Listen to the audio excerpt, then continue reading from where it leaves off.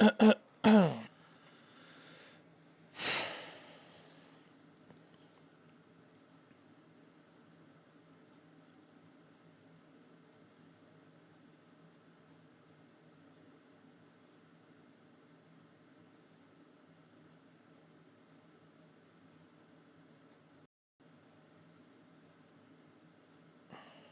right, I guess we're live.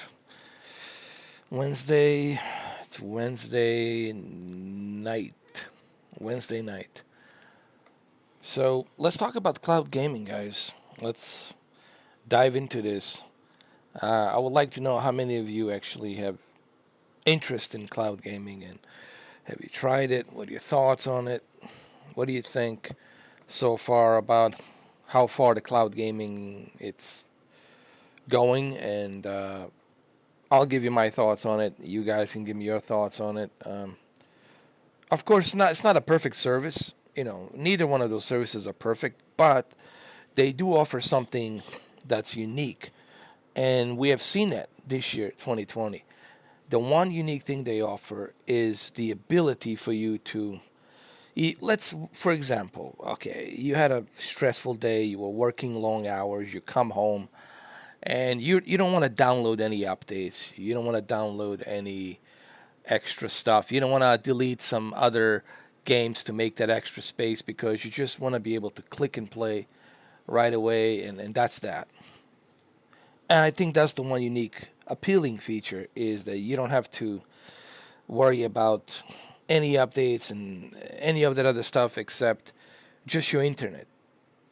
Granted, internet it's always going to be that one big elephant in the room that we'll always have to talk about when it comes to cloud gaming. Is our internet infrastructure really that good? Well, what's up, Jacob? How you doing, brother? Um, well, I think the internet has proved during this crisis of COVID-19, where millions of people, hundreds of millions of people, stay at home now, working from home. I think they have proven to us that the internet is stable and more stable than before. And if anything was ready, it was the internet that was ready. That's the one thing that's proven to us that yes, granted, if you live in a Bigfoot country somewhere out there in the mountains, in a forest, then for you, I guess, you're in the outback, so you're not going to have the best coverage. But for the majority of the big cities, metropolitan areas, of course, the different types of networks, Verizon, T-Mobile, uh, AT&T, Xfinity, Comcast, etc., they have proven that, hey, we can actually deliver on the internet and bring it stable. And I think this COVID-19, it's proven that with this COVID-19, the internet, it's if the one thing has stood out to this virus is the internet, letting the corona know, hey, we're the ones there. The internet here is the most stable one. Uh, what's up, Desperado? How you doing? Stadies, man, I love Stadies, bro. Listen, man, I just got pissed off. I just got pissed off at Digital Foundry. I can't believe that they're lying so much, man. Um, the latency, it's the same as it is on the console. There is no difference between you playing it on your. Listen, guys, I wish that I had time to be making these videos. I'm not one of those YouTubers. This is not my full time gig. All right, I'm not one of those guys reading the fake script, living in a la la la land. Okay, in the bourgeois fucking paid house by the sponsor. Okay, I'm not one of those fucking guys, nor do I want to be one of those fucking guys. I would puke my fucking guts out to be one of those fucking guys. Uh, I don't have time to be making all those videos to show you how much these companies like Digital Foundry, private companies like Digital Foundry, and of course you got these entrepreneurs, these big time celebrities like Youngya and what's the name of the other guy? Um Jesus Christ, Dreamcast, whatever freaking guy. barely ever plays Dreamcast games, so maybe you shouldn't call yourself a Dreamcast guy. Maybe you should call yourself whatever's trending today kind of a guy. Okay? Why don't you live up to your name and just play Dreamcast games, dude? Isn't that what you're supposed to be doing? Playing the goddamn Dreamcast fucking games? Then don't call yourself a Dreamcast guy. Call yourself whatever, bullshit fucking guy. All right? Sorry, guys. It's just don't have. Listen, man. I'm at the point in my life where I just don't have time for bullshit, man. If I see a bullshit, I'm gonna fucking call it out. It is what it is. Let me tell you, if Doom Eternal had problems, I would be the first one to cuss out and to say all kinds of shitty things about Stadia. If Stadia had these ridiculous latencies and if it was unplayable, I'd be the first one to call out Google Stadia and call them shit. I would be the first one to do that. You guys know I have no hair in my tongue. I'm going to call out. I don't give a shit what company it is. I'm going to call them out if they do something like that. But that's not the case. Now, Digital Foundry, it's biased against Google. Why they're biased against Google? Do they really hate Google? Here's my theory. I don't think Richard or the staff of Digital Foundry hates Google, but they need to make money. They need to survive as a company. Richard's got to pay the bills, got to keep his staff happy, and they have close to 1 million subscribers. Close to 1 million subscribers. They cannot afford to lose hundreds of thousands of subscribers by saying something good about Stadia or something good about cloud gaming because they know they're going to lose hundreds of thousands of subscribers. And I get it. I understand it.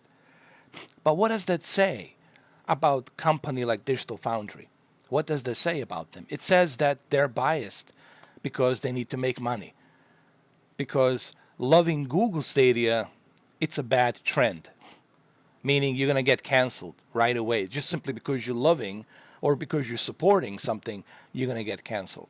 And they don't want to support Google Stadia because of that reason, because they know if they do that, that's that. Same thing with Young, yeah. He knows. Same thing will happen with this channel. People are just going to start hating on him. He's going to be losing hundreds and thousands of subscribers. Who the hell knows what? People, when you have that many people following you, out of those hundreds of thousands, there's going to be some crazy motherfucker that's going to call the cops on you, call the SWAT on you, and DDoS you, or whatever the fuck. People are goofy. People are fucking crazy. There are crazy motherfuckers in this world. So that's the reason why they're not going to say anything good about Stadia. Even if Stadia had, let's say, timed exclusive Cyberpunk 2077 this year, it was only exclusive on Stadia. Guess what? Still, they're not going to say nothing good about Stadia. They're going to say, well, this is kind of shitty that we only have exclusive, such a wonderful game like Cyberpunk only to be exclusive on this shitty, crappy service. They'll figure something out. They'll cook something up. That they're gonna put the fucking narrative to say something bad. And there's a lot of dishonesty. Why? Why is there so much dishonesty? Because these YouTubers, guys, take it from the guy who's been doing this for 6 fucking years. I'm not sponsored by anybody. Everything I paid for, I paid with my own goddamn cash.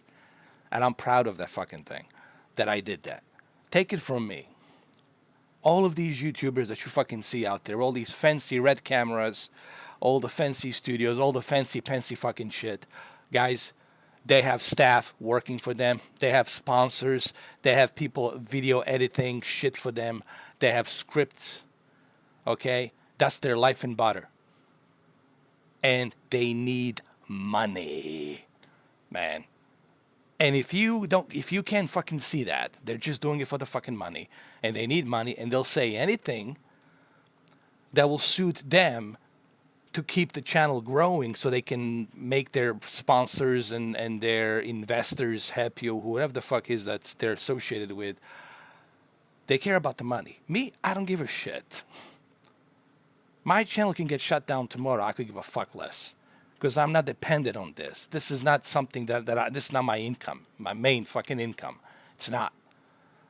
I do this because I love doing it. I love sharing it with you. There's a fundamental fucking difference between somebody who's out there PC, politically fucking correct, meaning trying to act like he never says the word fuck. Any person who tells you on YouTube, would never say the word fuck. I would never say the word shit. You should stay away from that person. That person, it's two-faced. That person, it's deceiving. And above all, that person not being honest with you. He's being full of shit. He's lying to you, trying to make himself look like he's better than you. Okay? And you guys are worshiping these motherfuckers, these idiots, as if they're some kind of fucking gods. Just because they tell you, oh, there's a latency on the Doom Eternal. You should not play it on a Stadia. Just because they tell you that the dynamic resolution it's at 1800p and it should be at 1900p. Now, just because it's 1800p on a certain game, you shouldn't play it. You should deny yourself the experience of playing a game just because it's a dynamic resolution of 1800p. And it's really fucking sad that we live in a world where we have people, where we have these so-called fucking gamers, just listening to every goddamn thing these motherfuckers are saying. Oh, Predator Hunting Grounds, it's a terrible game because the one guy said so. Dreamcast guy said so. That's his opinion. Maybe you're gonna like it. Maybe you should try it.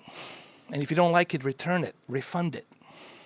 Maybe you should make your own judgment whether or not Predator Hunting's Ground it's a good game or not a good game. Maybe you will enjoy it. I don't know. Maybe you'll find some comfort in that game. What's up, Subsonic? What's up, brother? How you guys doing? William Gamer, trust. Trust is out the window, man. Trust, my ass is gone a long time ago, bro. There's no trust. Everybody's on their own, man. Such a thing as trust doesn't exist. Everybody's backstabbing each other, sucking each other behind each other's fucking back. It's a one big fuckery. It's a one big fuckfest. There's no trust, man. Listen, man, I know there's a lot of people out there, they hate the fact that I'm like this, and they would want me to talk in a certain political correct way. They would love me to join this bandwagon of, I don't know, PC culture, but that's not me. That's just not me, dude. That's not me. I don't do that. That's not my style. That's not my style. That's not who I am. You know? All right, so let's play some. I was wondering what I should play for you guys. You know what I'm gonna do here? I have an idea, dude. Here's what we're gonna do. I'm gonna go ahead and I'm gonna go to Stadia, and I'm gonna play Stadia through Shadow. Why? I don't know. Just because it's fun. Just because it's fun. Why not? I mean, why not? People say, well, why? And I'm like, why not? Because it's fun? Maybe. Because it's fun? Yes. Here, I think my sound's too loud, bro. Hold on. I think this is gonna be hilarious that I'm playing this game. Here we go. I'll turn the sound a little bit, just a little bit, like that.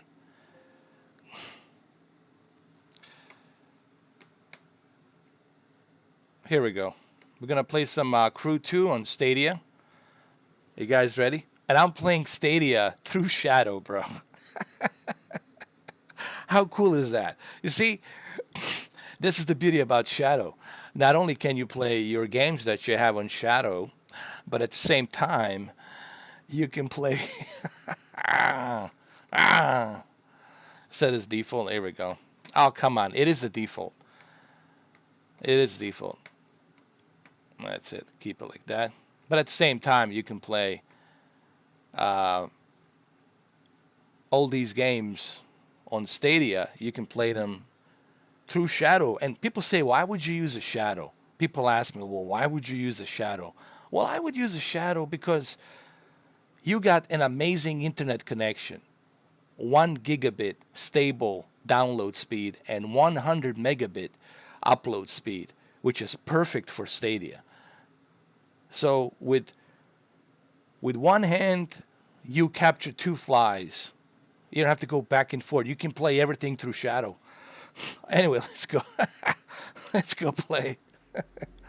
What's up, Brandon Harmon? How you guys doing? Thank you, Brandon, for your support, man. I really, Brandon, you truly are my brother, man. We gotta have a beer after this whole. Listen, all you guys in the blue are my family, and when this whole thing comes, when we defeat this bullshit virus, we all gotta hang out, dude. We gotta go to Epcot. We gotta go to Orlando. We just gotta hang out, have a few beers. Doesn't have to be a Corona beer. It could be a Heineken, Miller Lite, whatever. Okay, we all gotta hang out, dude. We all gotta do it, man. For real. Because I appreciate your support, guys. I know you've been supporting me, Brendan, and all you guys in blue. Always been there for me, even when you didn't agree with me, even when I went off the rails. You guys are still there for me, and I appreciate that, man. You know. Hold on a second.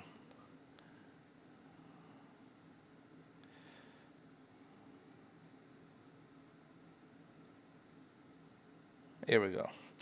Now I'm gonna go ahead and use my controller.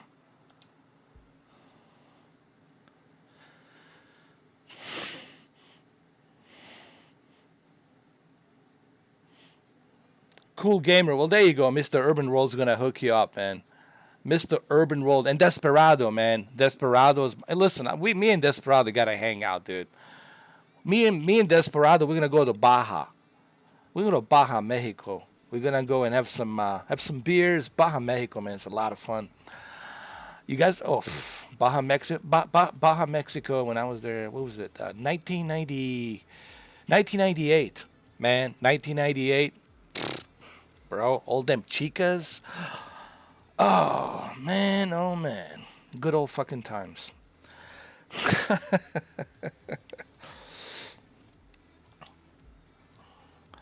I mean, I'm really starting I'm starting to hate this virus more and more because you can't travel, you can't go where you wanted to go because of this bullshit virus, man. And I just hate this virus so much.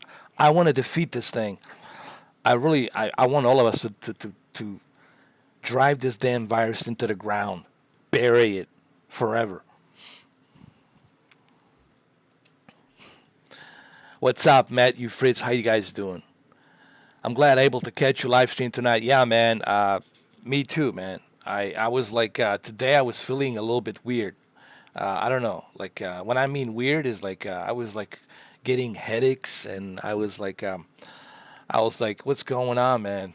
Like, don't tell me I'm getting what I think I'm getting. But no, I'm good, man. It's just the chronic allergies that I have, so I'm not worried about it. It's just the chronic allergies. Uh, but you never know, man. See, this fucking thing, this COVID-19, it brings paranoia, hysteria and paranoia. Where you're starting to where you starting to think that, oh shit, maybe I have it. Oh fuck, and everybody's looking at you like, especially when you're wearing a mask, people are looking at you. Why is he walking with that mask?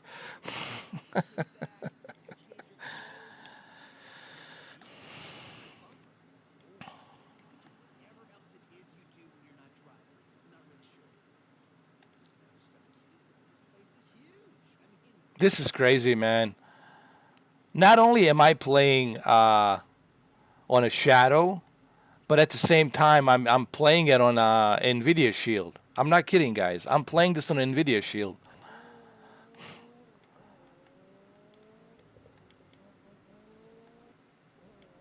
I don't know how well is this gonna work, but it's working so far.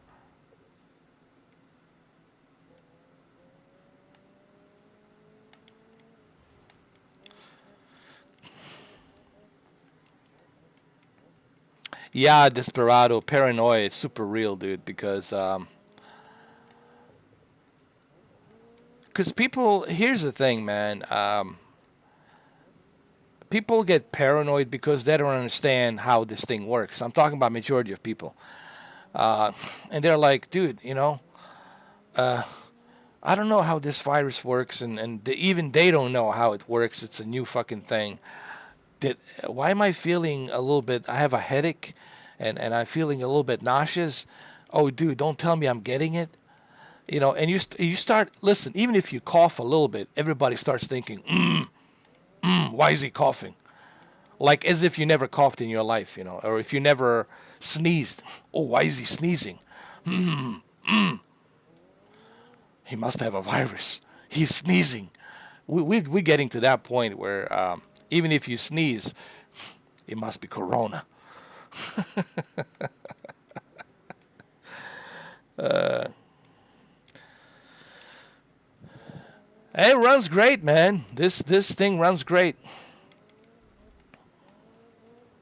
Is there a latency? Well, there's a little bit of latency because I'm doing two different things at the same time. I'm live streaming and then streaming, and then of course using their internet to stream this game on Google Stadia. This could be a Miami, could be a Vice City, bro. This could be a Vice City if they put more people, more NPCs, more pedestrians. The only thing that's missing is Tony Montana. What you talking about, man? You're a cockroach. Bro. There's this guy called Jin something, Jin D or Jin whatever. He's on YouTube. I think he's a New Yorker, uh, but he could be Cuban. I don't know. But anywho, uh, he could be even Persian. I mean, 'cause it's hard to tell. But either way, this guy's so funny. This guy does perfect impression of what you're talking about, Tony Montana. And he does these little skits where he has like he plays different characters. He plays Tony Montana. He plays Keanu Reeves in John Wick, and then he also does a really funny montage on Skyrim where he does this thing where he's the NPC and he's like always saying need something, and he walks around. It's funny, dude, bro. Tony Montana. What you talking about? You're the cockroach. What's Alberto Madonna? The fucked up, man. I don't come here for nothing. The fuck is this town? Bunch of cockroaches around here. uh, Thank you, Brandon, man. I appreciate that, brother. I can't wait for you to do the Amazon, man. To do the whole. This is why I'm not gonna do Amazon cloud gaming. I'll just have Brandon because I want to give space to Brandon so he can grow his channel and do Amazon cloud gaming. So I'm only gonna stick with Stadia and Shadow. That's it. Stadia and Shadow. But it's crazy. What you talking about over here? They're on the wrong side, motherfucker. All right, let's go. Let's go try something else. Let's exit this. This is crazy, dude. It was excellent, of course, because I'm using a 1 gigabit internet speed. Let's try. Let's see. Doom Eternal. Let's go click on it. This is through Shadow, bro. This is crazy. Do I think the next gen consoles are better investment than a gaming PC because of specs being so amazing? Um, Crawling, you got to look at it from two perspectives. One, to me, PC it's a personal computer first and foremost.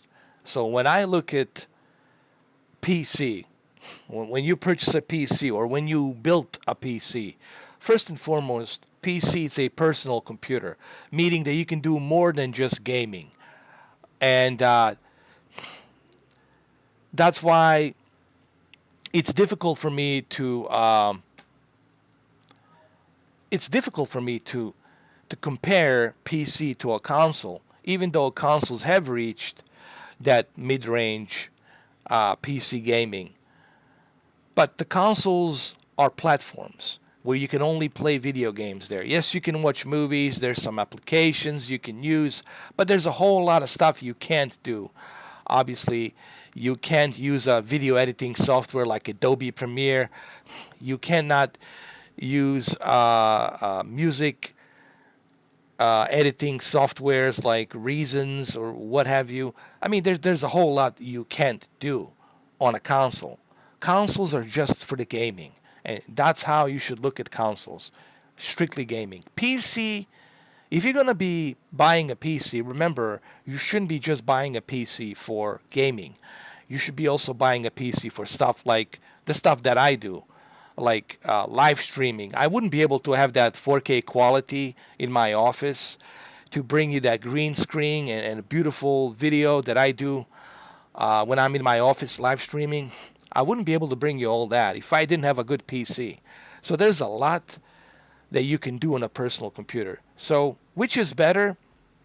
That really depends on you. To keep it short, crawling, it depends on you. What is it that you want? If you only care about the gaming and watching movies, yeah, Xbox Series X will get the job done. Yeah, it'll get the job done. But if you're willing to use your computer for other things, to buy a computer for other things, then I think you might benefit more with a computer because there's so much else you can do with a computer instead of just playing video games.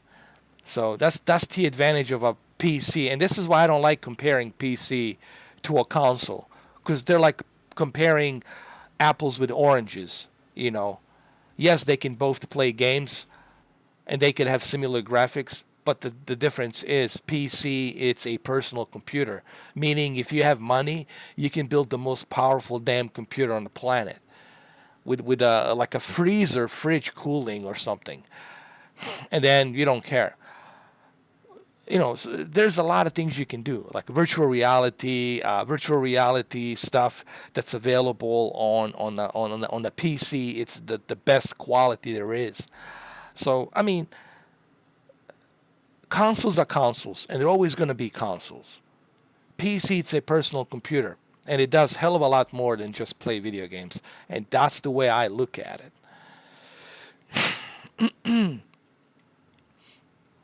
Stadia, it's good for it. I think it's tailor made for me because um, I like click and play right away. I don't like waiting for. This is the beauty of the cloud gaming that I like is I can easily jump on through the games in such a short period of time. With the consoles, I cannot do that. Why? Because I have to wait for the updates. I have to download some extra firmware updates for the system. I have to wait for my console to boot up. I have to wait for them to sign up to the account, and then I have to make an extra space on that console so I can uh, download more games, and then I have to wait for the games to be downloaded. That's all waste of time, in my opinion. When you can simply just do this and play quickly, just like that, very fast. So listen, cloud gaming is gonna happen. Even on that interview, did you guys watch that interview? Okay, go watch the interview. Go to my community forums. It was Ryan McCaffrey and Phil Spencer. Both Ryan McCaffrey and Phil Spencer, they were skyping each other and having an interview because of this COVID-19 virus. Obviously, they cannot be in a studio, so they were. As you guys know, Phil Spencer, it's in his house in his house in Seattle, so he's working from home. He has like these Skype meetings, talking to his team to see what they're gonna do with a Xbox Series X. Are they gonna be able to meet all the deadlines and what's gonna happen? But look, I don't want to spoil the interview. Why don't you go watch the interview? Because I don't want to spoil it. But it was a really great interview. It was honest. And there's some really interesting stuff in there. I want you guys to watch that whenever you get a chance. I think it was probably one of the best interviews I've seen with the Phil Spencer. And this is a different type of Phil Spencer that I'm seeing, honestly. And maybe in a good way. I don't know.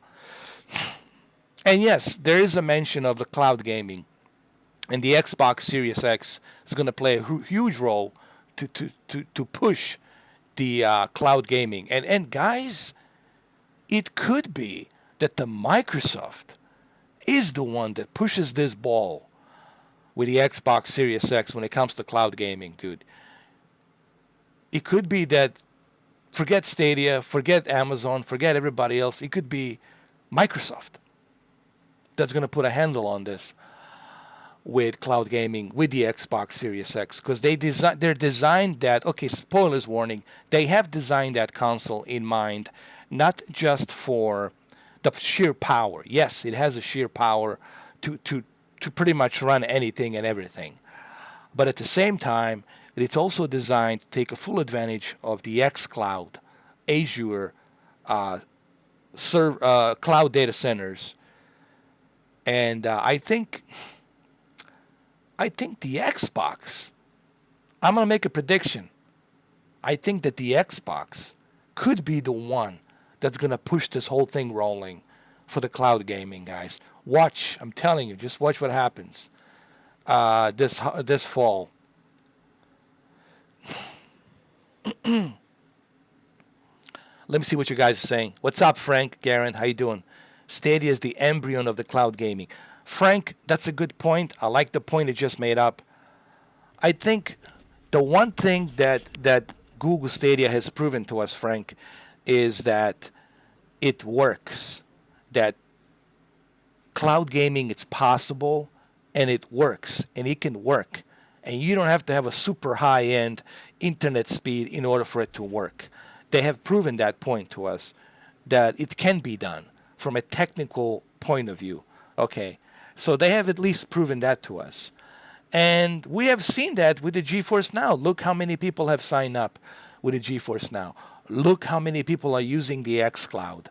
All of these indications are showing us that, hey, physical media is going to end, especially with this COVID-19 virus. This is even more reason now, which actually they talked about that.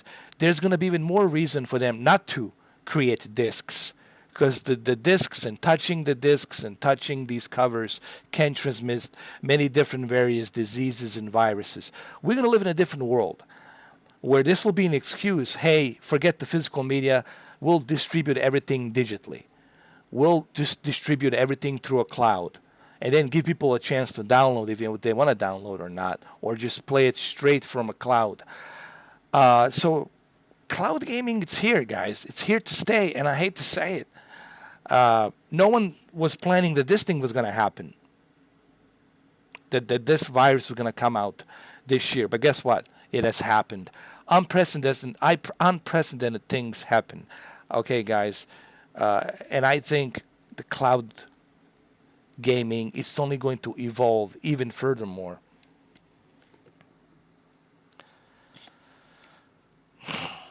Here we go. Like as you can see, the input lag is just terrible. Even on the Shadow, input lag is terrible. I can't believe, man, I'm playing this on Shadow. This is crazy. It is Shadow. I'm not kidding. I'm not kidding, guys. This is Shadow. And I'm using my NVIDIA, guys. Check this out. I'm using Shield. Yo, I'm using a damn Shield. This is a Shield that I'm using right now through Shadow. Shadow on the Shield and Stadia through the Shadow on the Shield. Dude, this is bananas.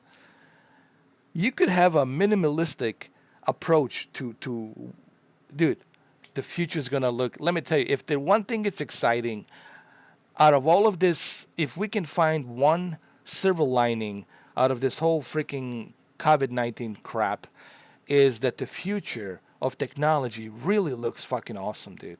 This is just the beginning of what's gonna be possible in the future with technology. Oh my god. Dude, if you told me 8 years ago or 10 years ago that I would be able to do something like this, I would say, dude, you're crazy. I was like, what are you smoking? I would say, you're crazy. No, I would tell you, dude, you're crazy. Really. But look how quickly things have changed. Dramatically, things have changed.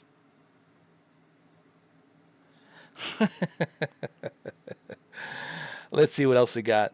Um, Google must be behind. Sorry about me responding a little bit late. It's because for some reason my chat room it's kind of slowing down. I don't know why. Maybe it's in a slow mode. Let me see. Oh, okay. No, it's not. I got it. I scrolled down. I got it. Let me read these comments. Alberto says, "Sorry, Google should not be behind." Uh, oh, Google. I pity a fool who doesn't like Google. Mr. Urban World says, Brandon Harmon, I'll be watching your Amazon videos. Awesome. That's awesome. Shoot, please, in 2021, will Google be able to compete with PlayStation 5 and Xbox Series X? That's a good question, man. That's a goddamn good question. Will it be able to compete? I think they can compete because they have the resources. Shoot, please. All right. Because they're a giant corporation company. They're not just rich. Here's what people need to understand about Google. They're not just rich. Rich, you could be rich today, you could be rich tomorrow, you could be rich the next month, and then in September you could be broke on the holding a sign, I'll work for food. They're wealthy, okay? Google is wealthy. They have unlimited resources. Just like Microsoft and Bill Gates, they have unlimited resources. They have wealth. There's a reason why they call it wealth, because they're wealthy. They're wealthy. They got all that wealth, and they don't really have to compete. Should please. I think their biggest competitor, should please, it's the X Cloud and Microsoft xCloud. I think for Google Stadia, and even Phil Spencer said Google Stadia is their biggest competitor, and Google Stadia also believes that their biggest competitor is going to be just north of them in Seattle. It's going to be xCloud. And guys, don't underestimate the xCloud. I've been thinking about this, man. After watching that interview, a lot of people are misunderestimating the xCloud. Phil Spencer, it's smart. He's playing it safe. He's slowly working his way, but when he comes out, he's gonna come out gun blazing, and Google Stadia is not gonna see it fucking coming. Amazon's not gonna see it coming.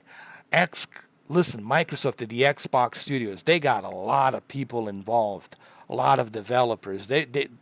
Microsoft and Phil Spencer will not have any difficult time getting anybody on board from any third party, whether it's Bethesda or Blizzards or whoever or Activision. Why? Because they're Xbox, and so I'm telling you guys, watch out for the xCloud.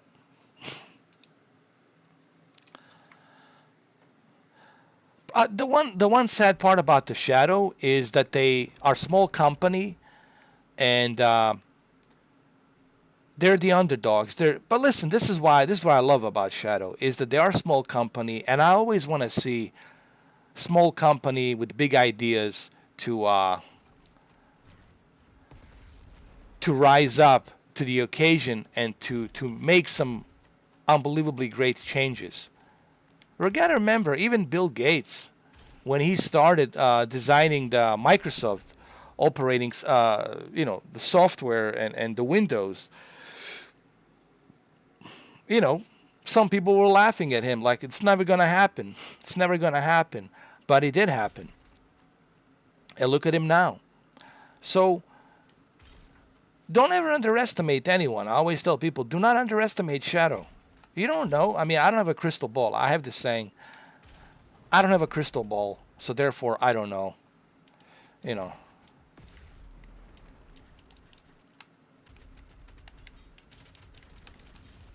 Oh my goodness.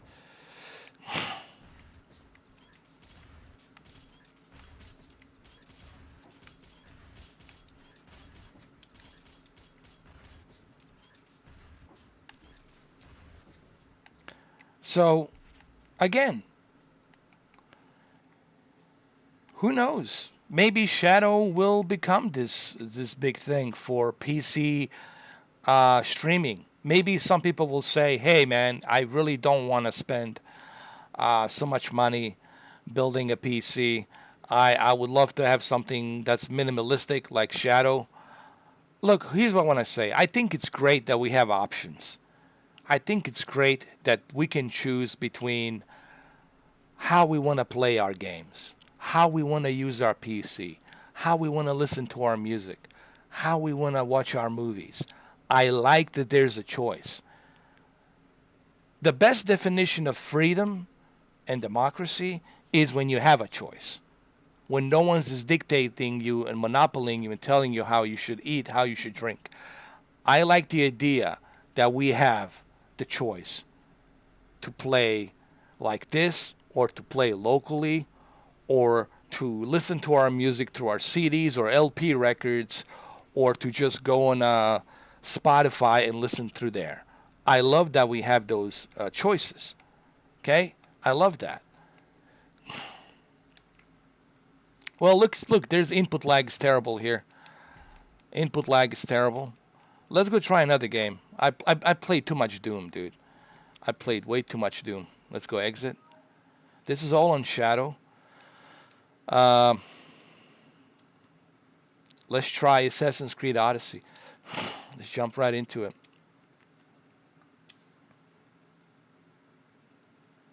Now you're gonna say, but why would you use compressed video from Shadow to play on Stadia? Well, because you're using their internet.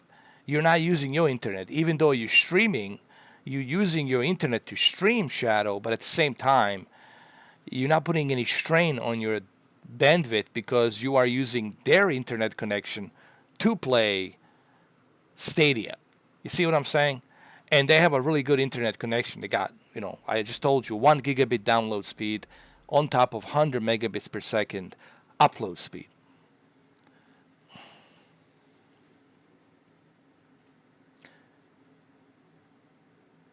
Well, I did give Shadow a credit when it was due. I think the one thing I like about Shadow is this ambitious idea that they have, this ambition that they have, uh, that you can have your own high-end powerful PC.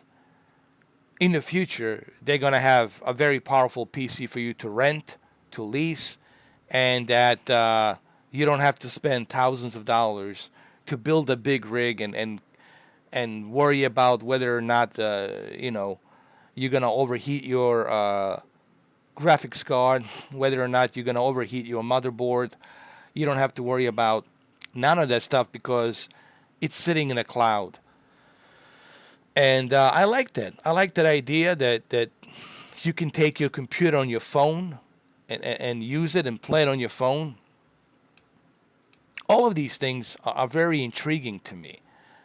And I think this is just the guys. Here's what I want to say. Here's what I want to say. And I think this is the part that a lot of people are missing out on. This is just the beginning. Who I know who said it? Frank said it. That was just earlier on the chat room. He said this is just an embryonic approach. We're just barely in the embryo. This is just the beginning, man. We're gonna laugh about this what we're seeing right now in comparison what we're gonna experience 10 years from now. We will beat this virus. Viruses comes and goes. Plagues comes and goes. We will go through this gloom and doom crap. We'll pass through it. Yes, it's gonna suck. Unfortunately, people are gonna die, but we'll eventually ride this storm out. Eventually. But this is cool, man. I mean, look at. I mean,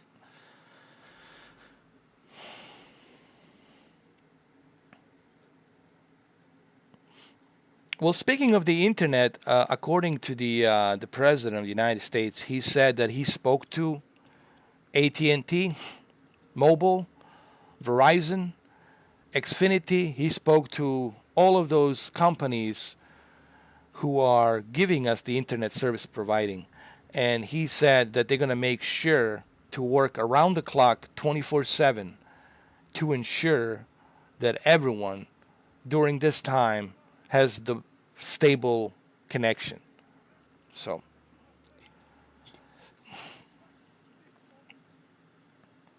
And gotta remember, they're using a new technology, guys, H.265. H.265 is not using 100 megabits per second. They're probably using 20 to 10 megabits per second. I was able to run a very good quality Doom Eternal on my phone with only 10 megabits per second. That's crazy, bro. And this new technology, this new codec H.265 can compress very high quality with a low bit rate, with a low megabit data. I'm sorry. Actually, it's a high bit rate compressed, but with a low megabit per second internet bandwidth. So things, technology is evolving, guys, constantly. It's evolving and it's moving in the right direction.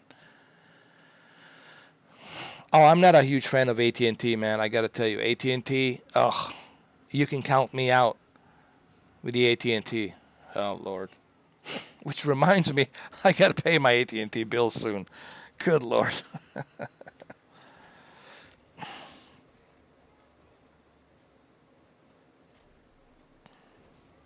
Awesome. I'm definitely going to check it out tonight.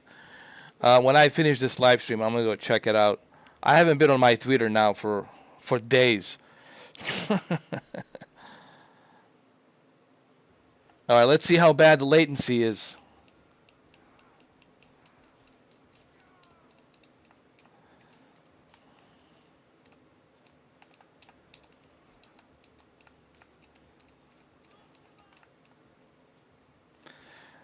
This thing reminds me Rise, Son of Rome. I swear to God. It looks exactly like a Rise, Son of Rome.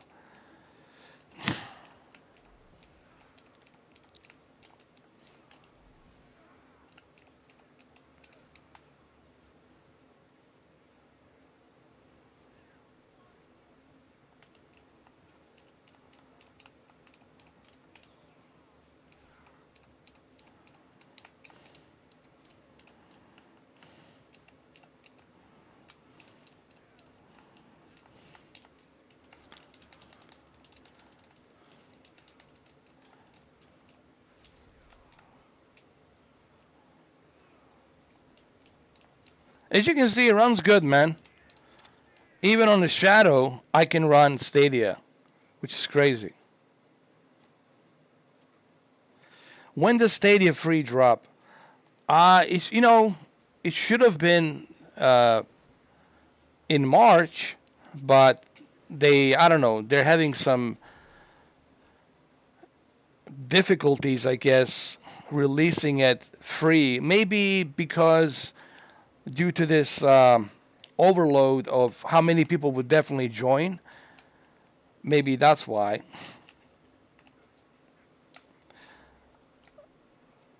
But I think they will release it probably by the end of summer, man. I'm thinking right by the end of summer. If it's gonna happen, it's gonna happen by the end of summer, man.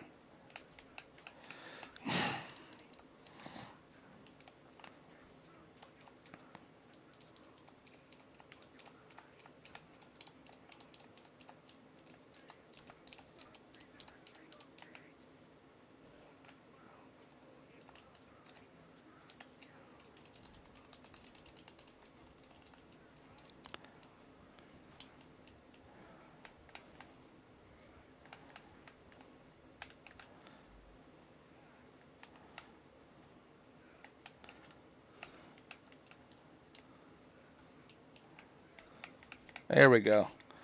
Get him. Get him.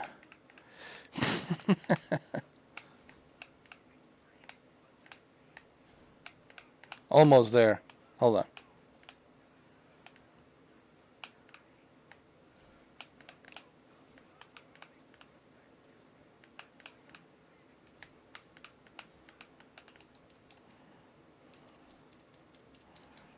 Oh my God.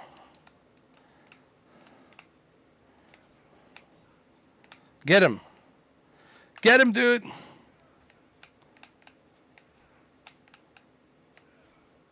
That's it. One here. One more. Got him.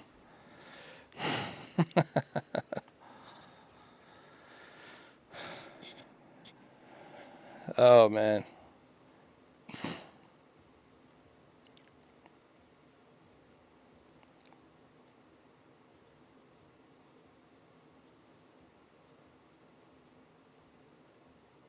Now people are confused.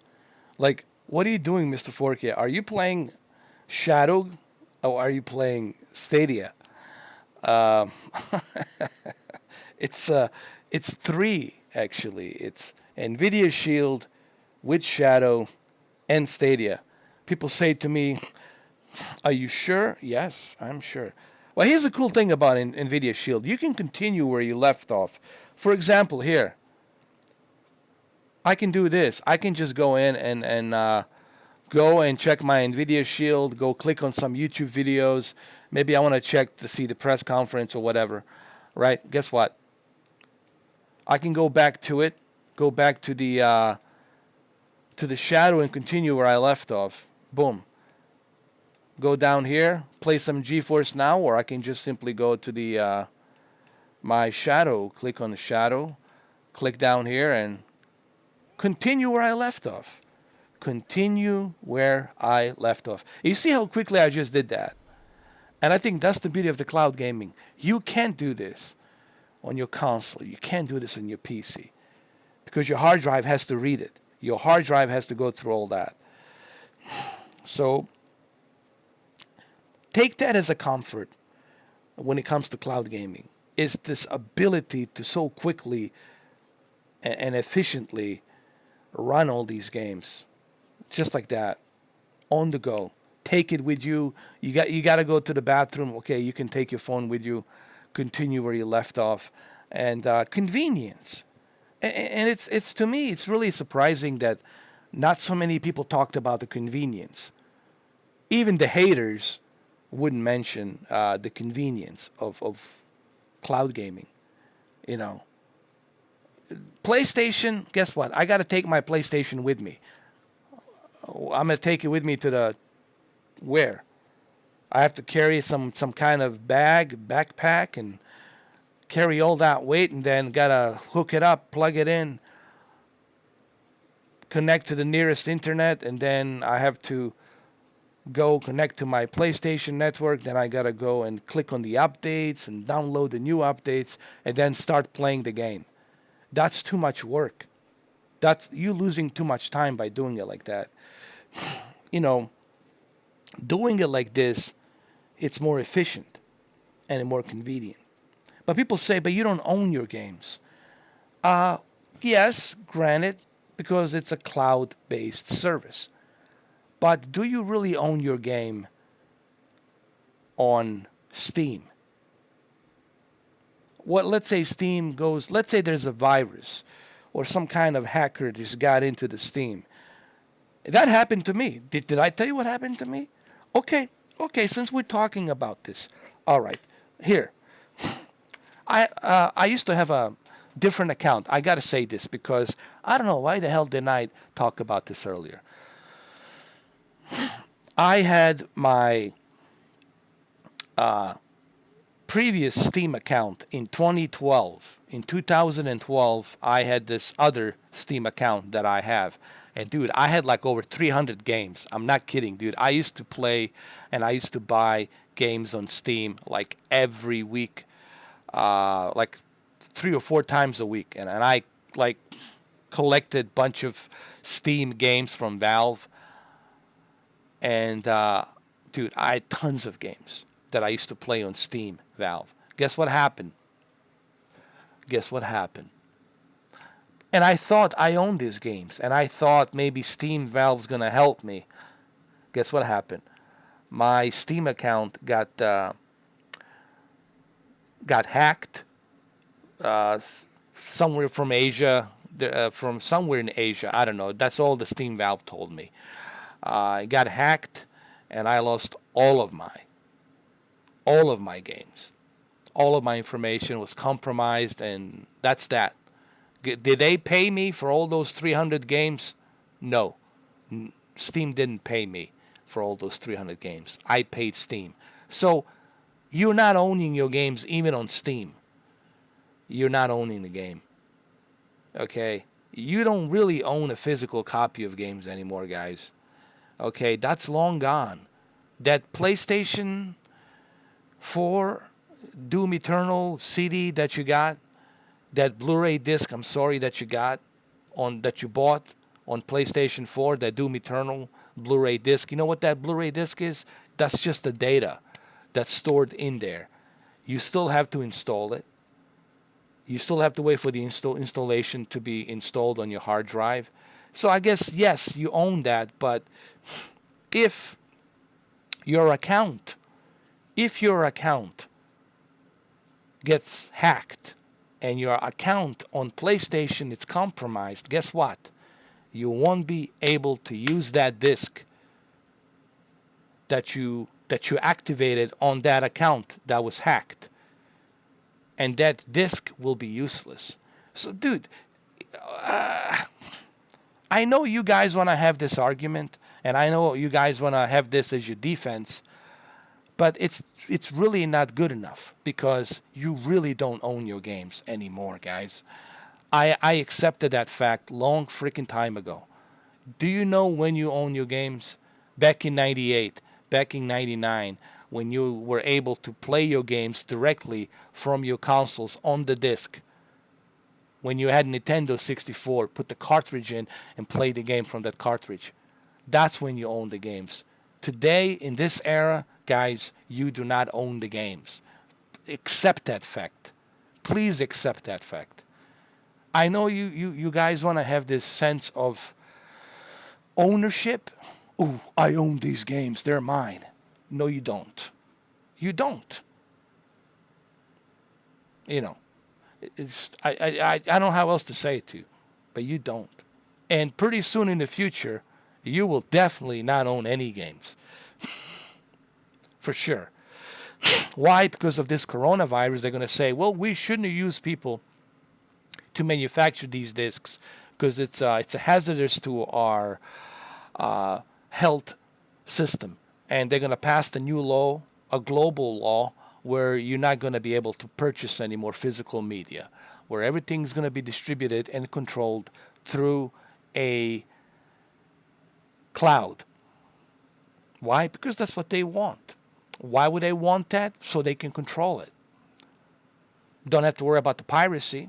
It's much difficult to pirate something when you are running it through a digital cloud server data. So this is like not a brain surgery. It's just it's a simple logic, guys. Those days are gone. Those days of you owning the games are gone. That's all I want to say about that. And I know there's a bunch of you out there that want to argue this thing, and I'm telling you right now, guys, those days are long gone. All right, so this is Stadia. Let's do some Shadow, man. Okay, we played enough of Stadia. So yes, you can use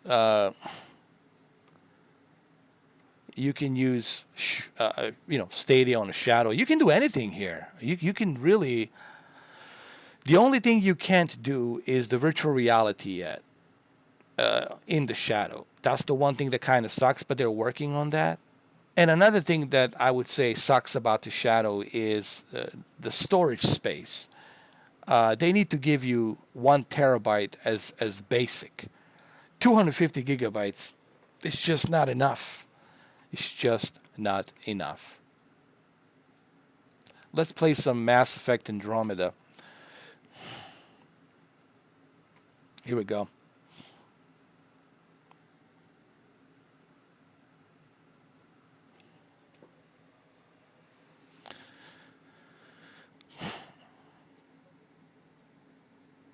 Let me see what you guys are saying. You can play Stadia on a Shadow PC at the beach using. Yeah, you can do it. I played on a 4G. I played on a 5G. Like yesterday when I was showing you the Doom Eternal, I was playing Doom Eternal through Stadia on a 4G. But sometimes, depending where I'm at the area, I can access 5G.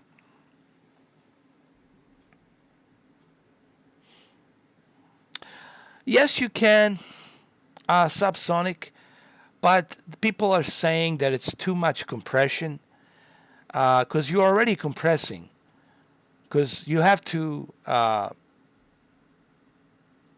Here's the thing: you are already streaming your PC, your Oculus. You're already streaming your Oculus from your computer to your Oculus Quest. And at the same time, you already are streaming Shadow with that same compression. So I don't think it's going to be enjoyable experience. It's going to be blurry. I think VR, guys, and I'm going to tell you this right now. If you want to play VR, forget the Oculus link where you can stream from your computer games on the Steam. If you truly want to appreciate what the Oculus Rift S and what the Valve Index can do, what the VR can do, you should play VR locally with a really good high-end PC. That's the best way to appreciate virtual reality. Why? Because the whole idea of virtual reality is the immersion, right? That clarity and the immersion. So you want to be able to play it and experience it directly from your PC locally. Now, if you don't have a high end, well, if you don't have a PC, and if all you have is Shadow, then I guess you can do that. But I wouldn't tell people to run out to buy Oculus Quest simply because they want to use it with their Shadow. Uh, I have tried it, Subsonic. It's it's okay.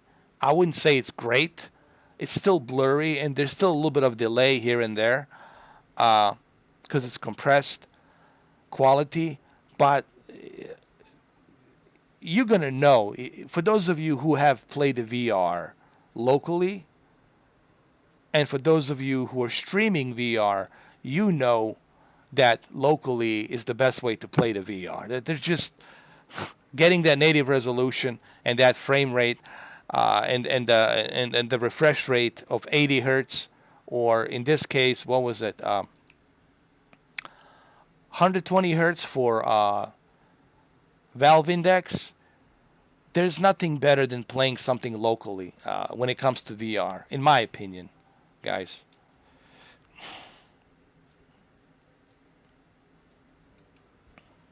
What's up, Ash? How you doing, man?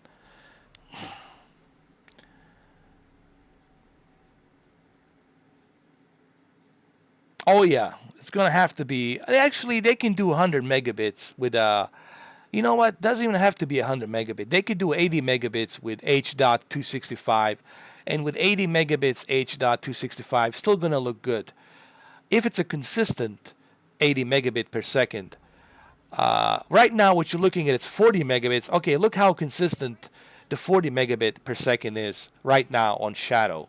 Now, imagine 70 to 80 megabits with the H.265 codec, how consistent that bitrate is going to be. Oh my God, I'm getting corona over here.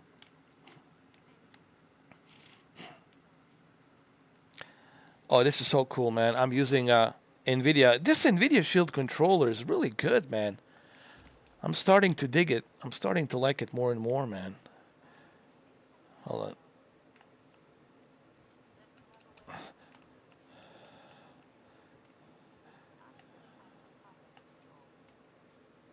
So, what is my conclusion? Because I know you guys probably want to know what is my conclusion, my honest conclusion on the Shadow after spending now almost 10 days. Um, well, here's how I look at Shadow.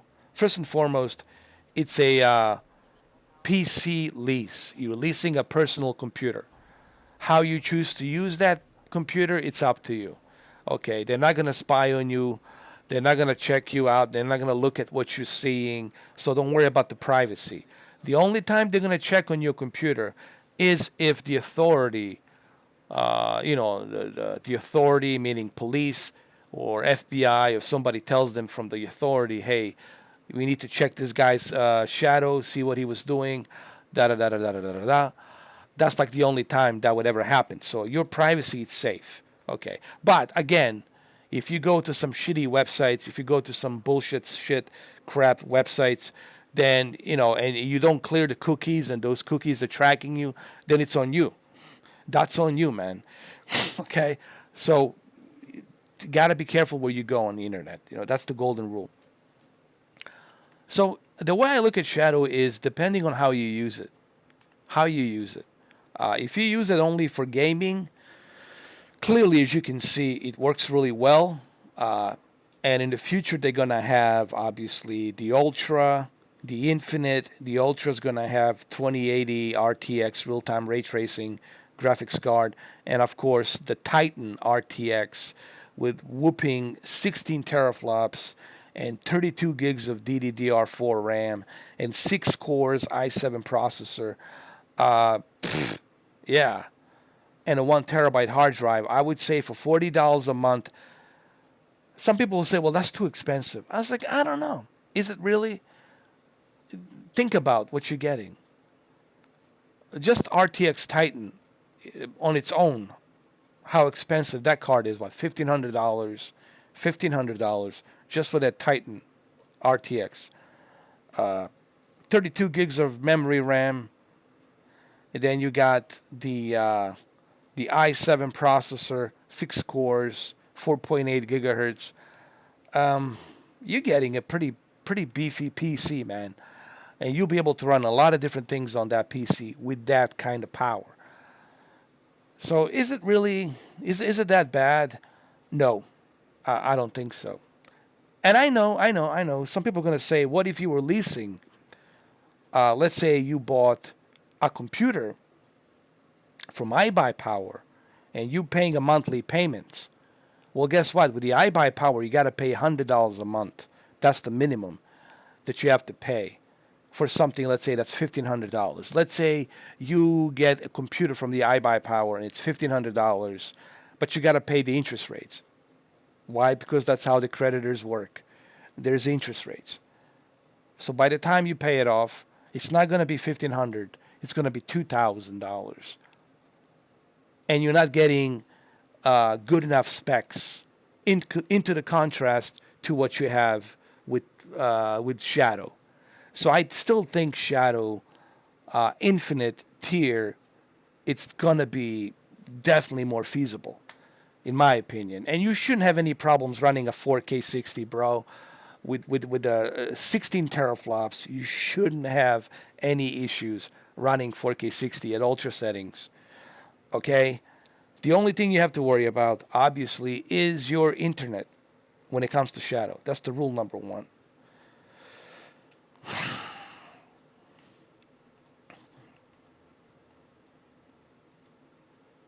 By the way, this is Mass Effect Andromeda.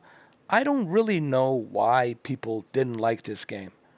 I know they had some problems in the beginning with the animations. The animations were like really hideous and ridiculous. But I think they have fixed that. I think they have fixed it now. It looks a little bit better.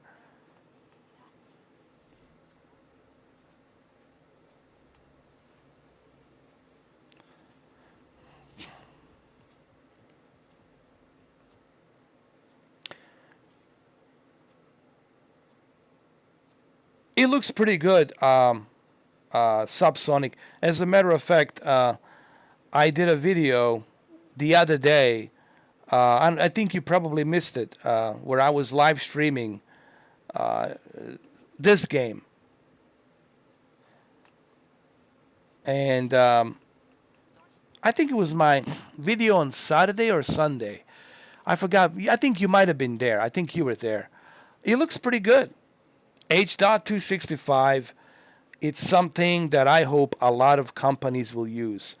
Um, and I would love to see Disney Plus use H.265. I would love to see every streaming service, dude, use H.265 codec for the love of God.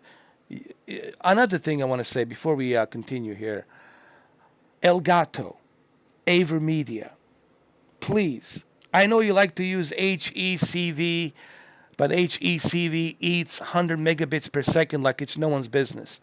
It's not good enough. And it's not good enough for video editing. Elgato, AverMedia, for the love of God, H.265. Use H.265. It's excellent for video editing. It's excellent for recording a HDR tone mapping, which is the most important part, is the HDR10 tone mapping. Because without that accurate tone mapping, you won't be able to see it on the YouTube the way it should be seen. So I hope that the new capture cards from Elgato and Evermedia consider the fact HECV. I don't give a shit about the HECV. If you want to use it, use it. Use the H.265 codecs. They're much better, man. All right, so we need to figure out how to open this door. But we're not going to do that. We're not going to... Hold on. Are we going to do that? Wait. I forgot to open something else. There's another door here.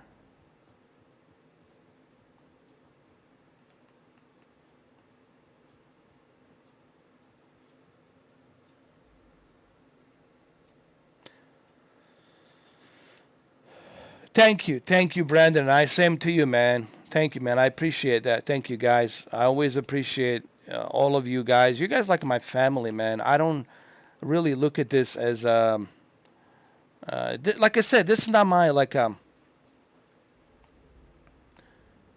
I don't look at it as like some kind of like I really don't give a shit about money. Honestly, I really don't, guys. And you know, money comes and goes. Money comes and goes. I piss away 50 here today, 100 tomorrow. Money comes and goes. What I like is, you know, hanging out with you guys, chilling out with you, to see what you guys have to say, you know, hanging out with you. I love, you know, being here with you guys. For real. I do. You know. Because you guys are really cool. And I'm so grateful that I have a really cool bunch of moderators and people who support me.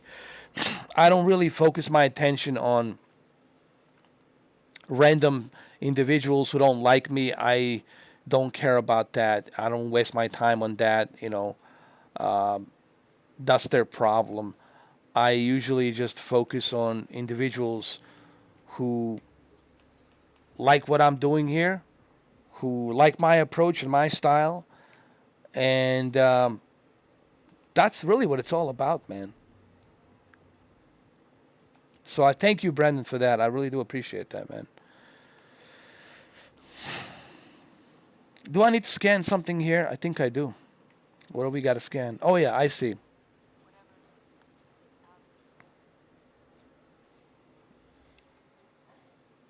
Oh, it's already 11:30. Oh my God. You know it's interesting. When I do a live stream, it always goes fast. I can't remember the last time I did a live stream that went like slow and like it's never a slow burn with me. When I'm doing a live stream, it always goes fast, guys. It's like we like times move forward. People told me about this when they get in conversation with me, when they're hanging out with me. Everyone told me, dude, when I hang out with you, the time goes fast. For some reason, I said I don't. I said I don't know what to tell you. I can't explain it. It just for some reason it goes fast.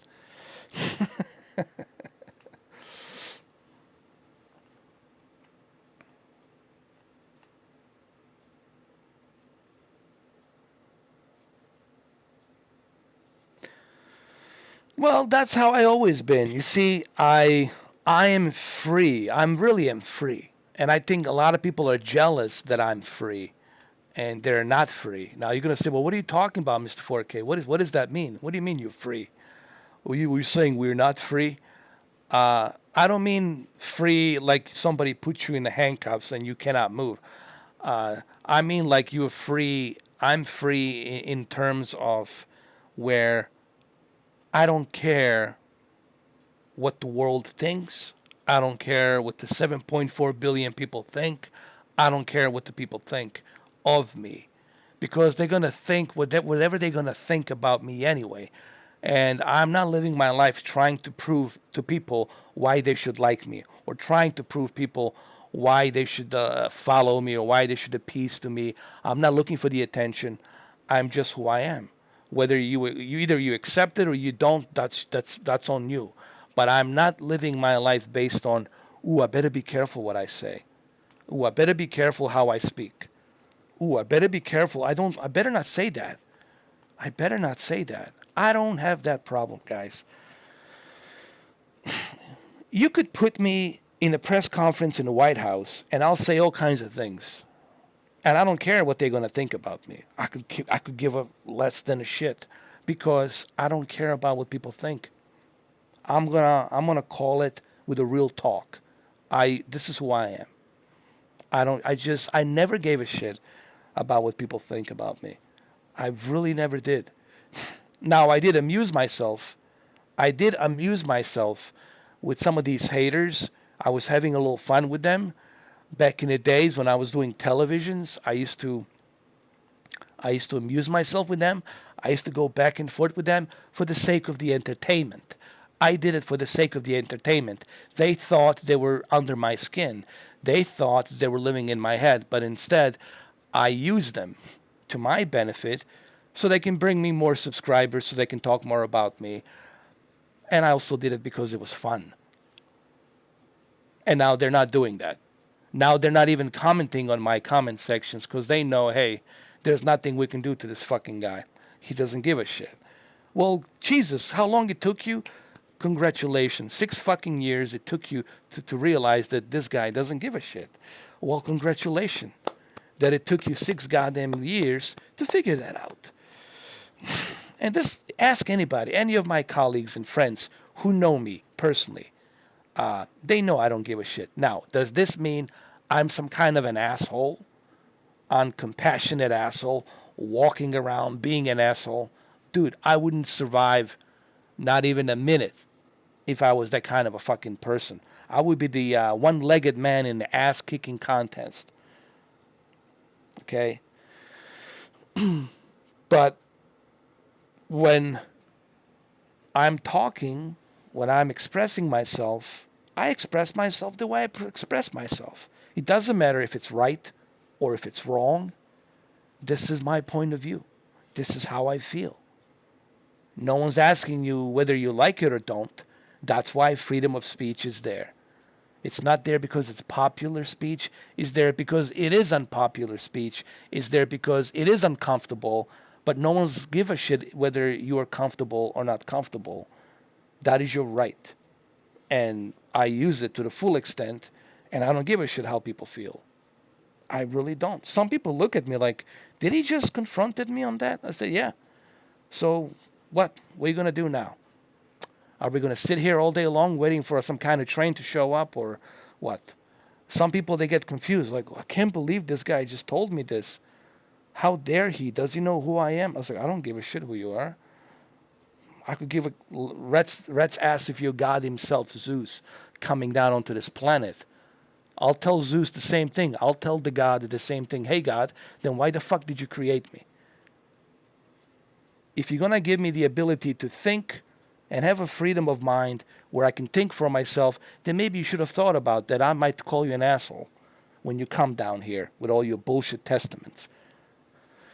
So I say whatever's on my mind.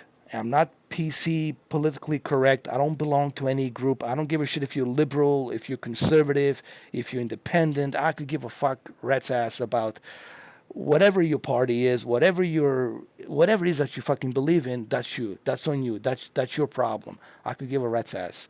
I don't care. It doesn't impress me if you're with this religion or that religion or you're with this group, with that group. You don't impress me. It doesn't impress me.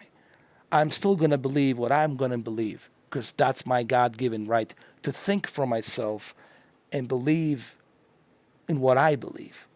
That's what I mean by freedom, a full freedom to say what you want to say without worrying about, oh, what people are going to say. Oh, my God. Oh, and Oh, I'm having panic attacks. Oh my God, I shouldn't have said that. Oh, I don't give a rat's ass. That's just me. That's just me. Okay? But anyway, I cannot figure this out. See, the God told me right now, son, I'm your God. You will not figure these configurations. How dare you use my name in vain? How dare you? How dare you? But above all, it's really important not to be so serious. Why so serious? Never be too serious. Because if you're too serious, then everybody loses their mind. Don't be too serious, man. I mean, what the fuck is the point of being too serious? What are you gonna do? Okay, let's say you're being too serious.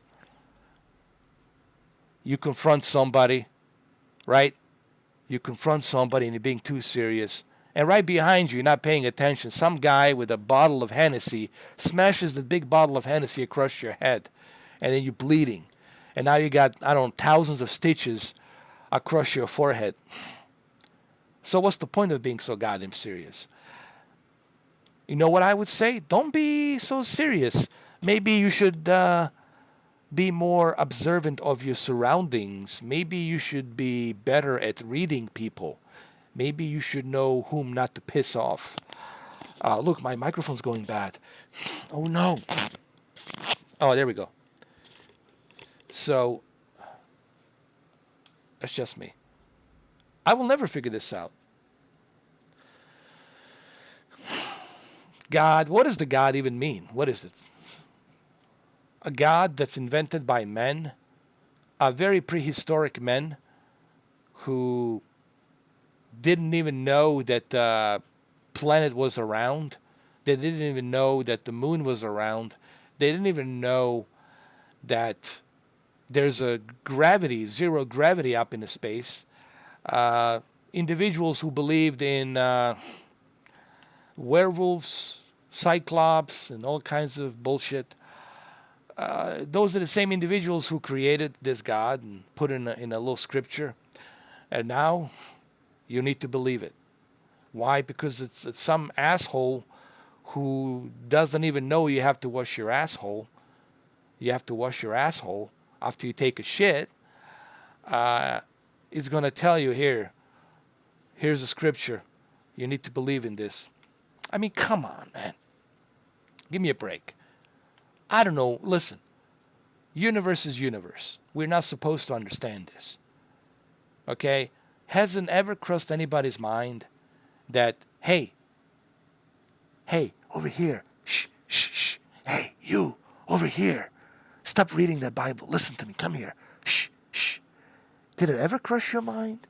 Did it ever, maybe for half a second, did it ever cross your mind that maybe you're not supposed to understand any of this?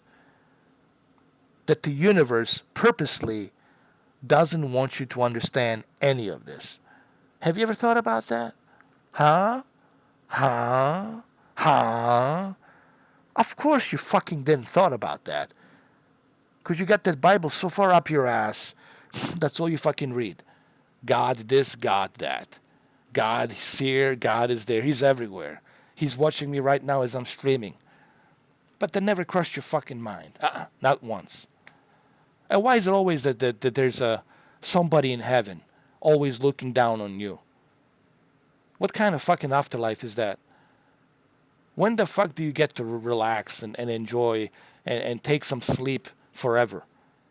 And go on vacation forever? Where you don't have to fucking work even in the afterlife when you die. You know, you have a duty because you need to keep an eye on people from heaven. This is fucking horseshit, man. Come on.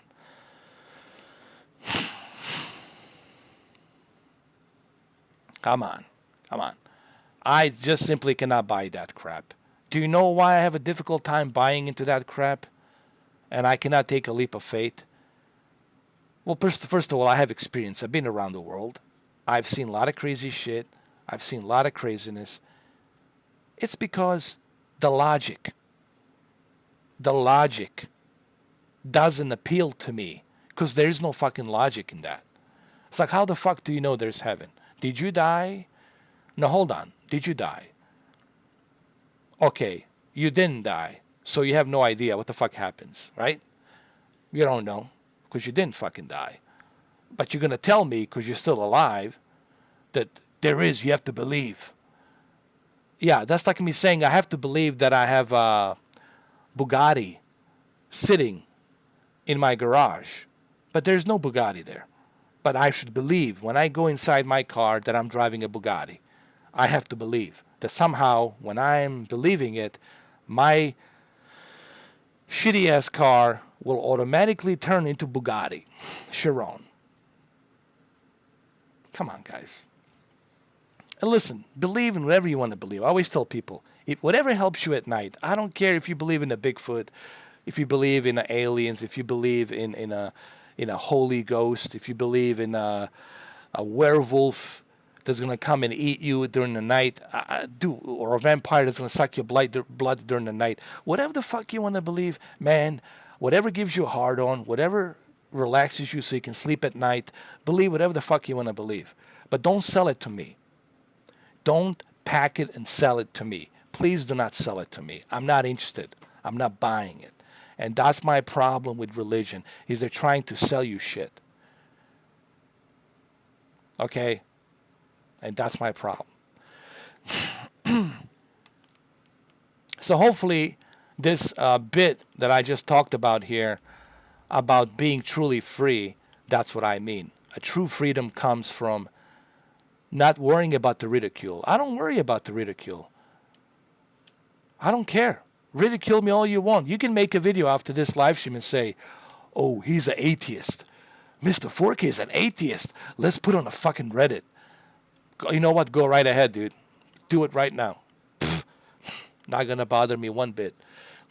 I could care less. Do you know why I could care less? Because I don't give a shit. I don't care. There's a big difference, guys, between me and the other people who constantly have to worry about what they say. Because if they say the wrong thing, they're going to get ridiculed, and they don't want to get ridiculed. Why? Because if they get ridiculed, ooh, I will not be accepted. I will not be accepted anymore. Who gives a shit? Are you living a life for yourself? Are you living a life for yourself? Or are you living a life for someone else? No, no, no, no. Ask yourself this fucking question. Are you living a life for yourself? Or are you living a life for someone else? Are you experiencing a life for what you want? Or are you only experiencing a life because someone told you and you got to make them happy? Are you living a life for yourself or for someone else? I live my life for myself. Whether I made good decisions, bad decisions, that's life. It's called fucking life. Yes, I made some bad decisions, but also made some good decisions. It's 50-50. That's the way life is. Yes, you're going to make some fucking mistakes. That's the way life is. Okay, everyone does it. No one's perfect. And that's why when I talk about being truly free, and I'm sorry that I have to bring this up, that's what I mean by being completely free without worrying about whatever. Oh, I got 100 dislikes or 1,000 dislikes. Or I don't give a rat's ass about that. It doesn't do anything for me except that shows me that, hey, you showed up because of me to hit a dislike. So means I own you. I live in your head. I breathe under your skin. I own you. Pretty much I control you because I made you go through all that fucking hassle, all that fucking trouble to make fake accounts, to come to me to dislike my videos. So therefore, I own you. I'm your fucking God, in other words. There. That needs to be said. And it's better you hear it from me.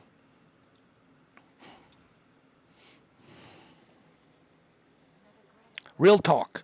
Only real talk, guys.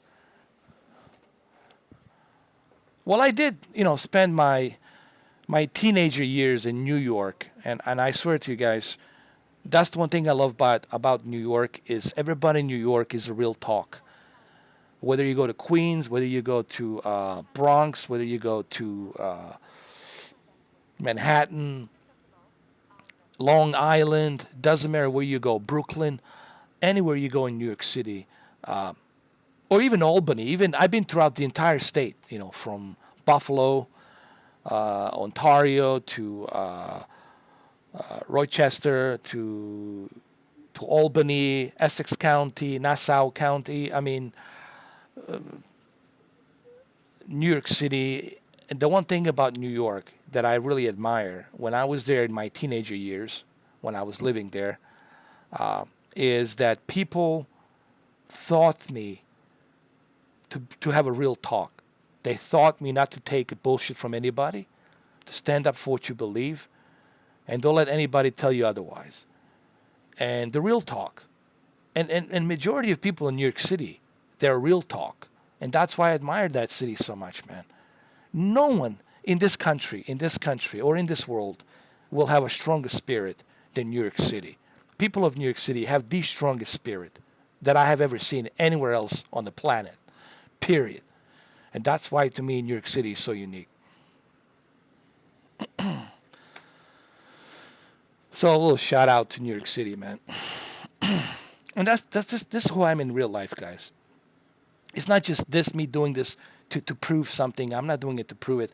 I'm simply letting you know on how I feel and how I am.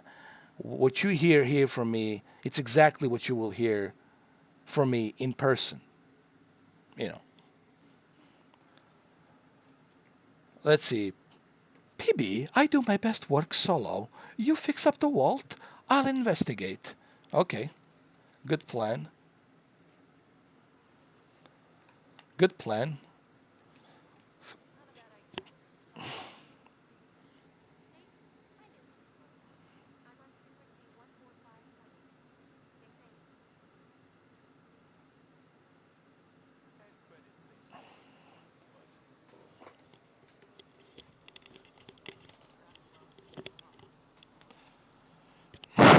It's really sad. I wish that more people had this kind of mentality of real talk and not giving too much of a shit. You know what I mean? Now, when I say don't give a shit, it doesn't mean that you have to be an asshole.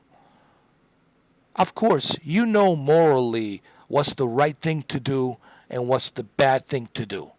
Every human being knows, hey, morally, this is the wrong fucking thing to do, and this is the right thing to do. But you shouldn't let people run you over with the 18 wheeler tires. You shouldn't be anybody's bitch. You should tell people to fuck off. Tell them, hey, you don't fucking tell me what to do. You don't own me. I'm not your goddamn slave. I'm going to think what I'm going to think. This is my fucking opinion. If you don't like it, well, too fucking bad for you. You have to live with it. Uh, you got to stand up for yourself. You have to let people know right at the front that you will not be used. You will not be used as a sponge. You will not be run down with 18 wheeler tires. You have to let them know, hey, I'm nobody's bitch, so this is a two-way street.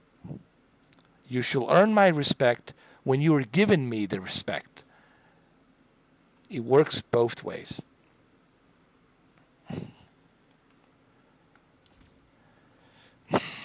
Oh man, I haven't done this in a while.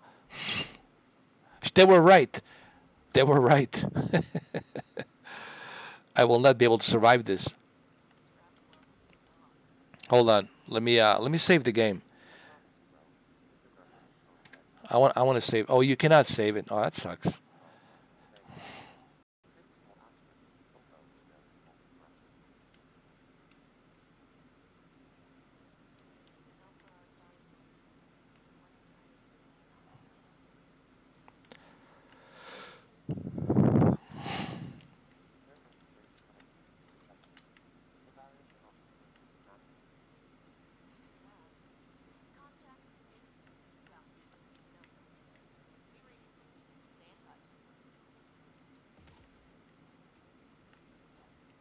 Hold on, there's something here.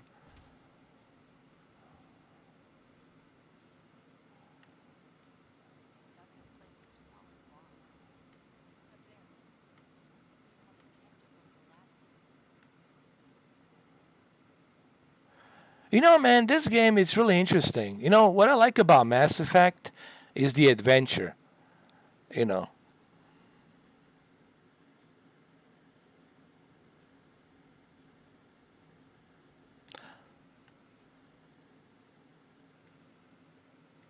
no, the stream is not ending yet. Not yet, my friend. Not yet. We didn't come all this way just to turn back and not learn about the ancient aliens. Come on. We didn't come all the way up here, Desperado, not to learn anything about the ancient aliens. We're here to learn exactly what the ancient aliens have to offer us. Stream's never gonna end, man.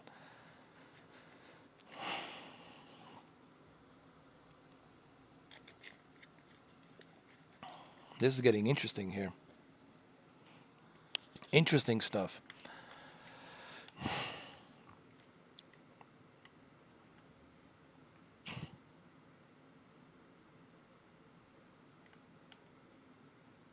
Can I save the game? Hold on. Let's save the game. No, I cannot.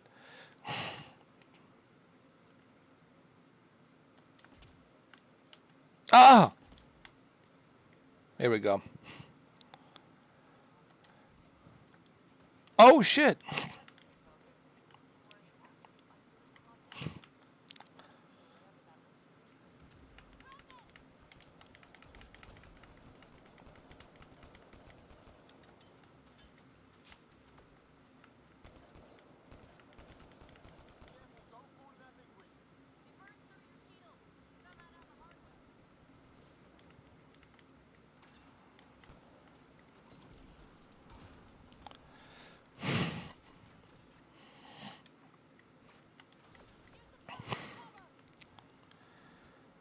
Check this out.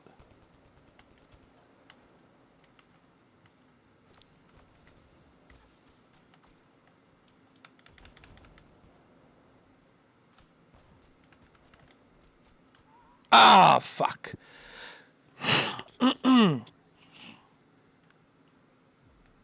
Yes, that's what I heard too. I heard that the Casey Hudson, Brendan, lead developers of the BioWare Mass Effect, he will be coming back. I think they made a mistake with the Anthem. They should have never make that Anthem. They should have just stick to Mass Effect. You know, I think this new Mass Effect, they're going to do it right, man. And Casey Hudson, obviously, he's been working on Mass Effect since the first Mass Effect, so can't wait to see what Casey Hudson's going to do. They also worked in the Dragon Age. You know, I would love to see the new Mass Effect and Dragon Age.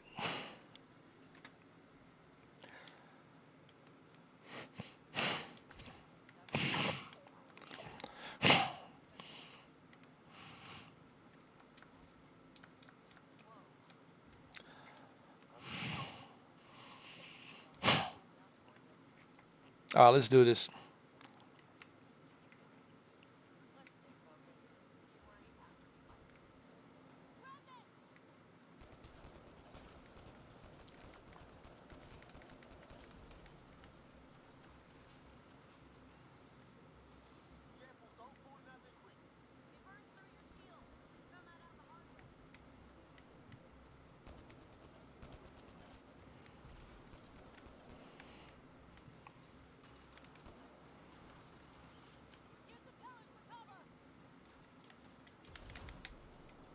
Got him.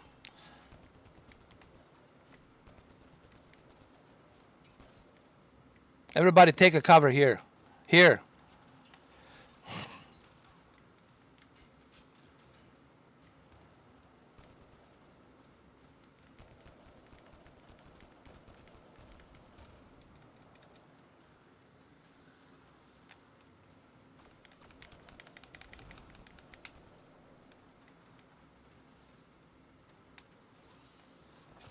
Oh, shit.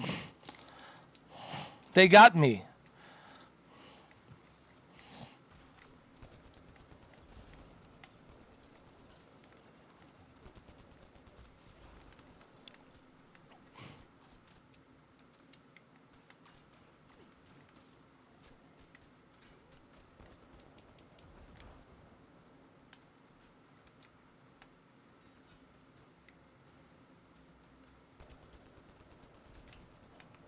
All right. Hopefully that's last of him. Got him.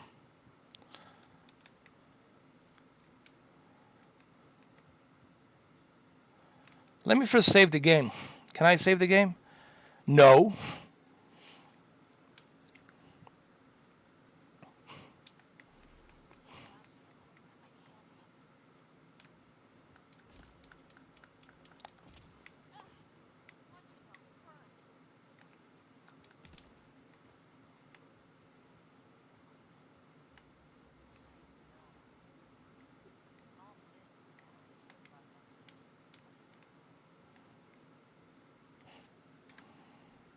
God damn it.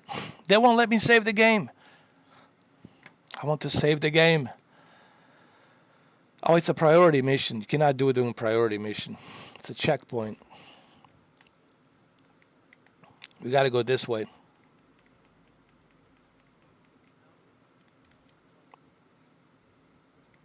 Like I said, I don't get it why people were shitting on this game. It's not a horrible game. It's an adventure. There's a lot of things to explore. Um,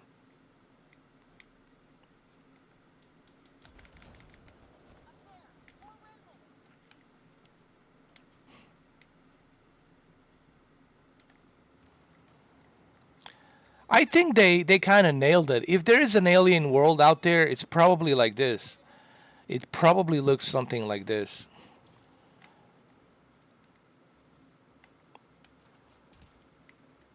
Oh, here they come.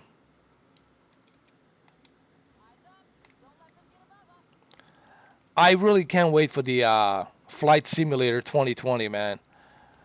When that game comes out, that and Cyberpunk, dude, pff, those two games.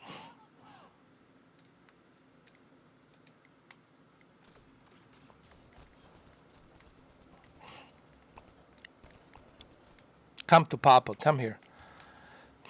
Come to Papa.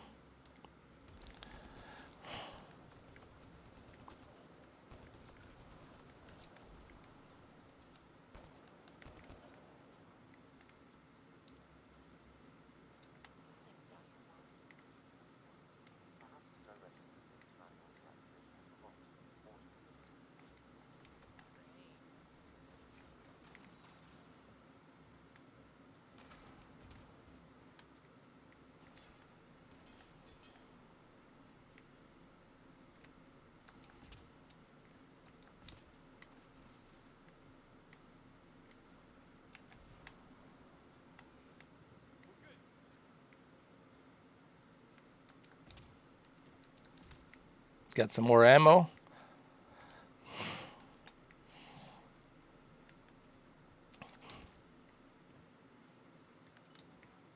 Here we go.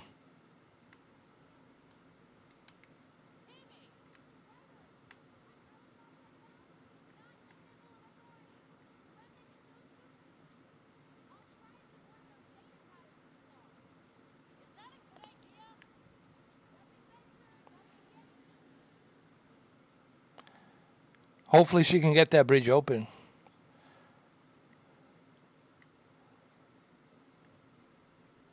This bridge right here.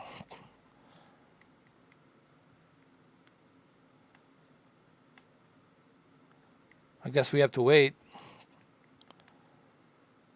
Or no. What in the hell?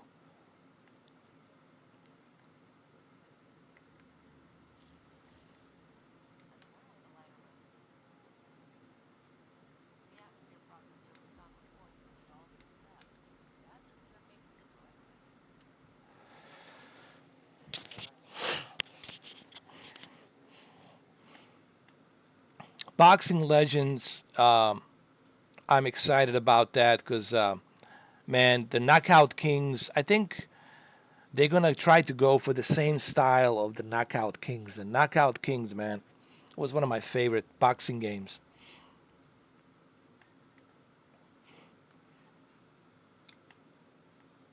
But Flight Simulator 2020 is just going to be just unbelievable. That game, I'm really, people ask me which game are you most excited about? Granted, Cyberpunk is the most anticipated for me. And let's face it, everybody's anticipating Cyberpunk. And it's going to be an amazing experience, guys. It's going to be like so, it's going to be, you're going to be sucked into that world so much that you're probably going to call in sick. And I guarantee you, if they had released Cyberpunk in the original schedule release during the April, I think during this coronavirus would have been really great because people would have just loved playing that game during this outbreak, during this coronavirus, so that way they can stay home and play that game. But it sucks that we gotta wait till September. You know, it is what it is.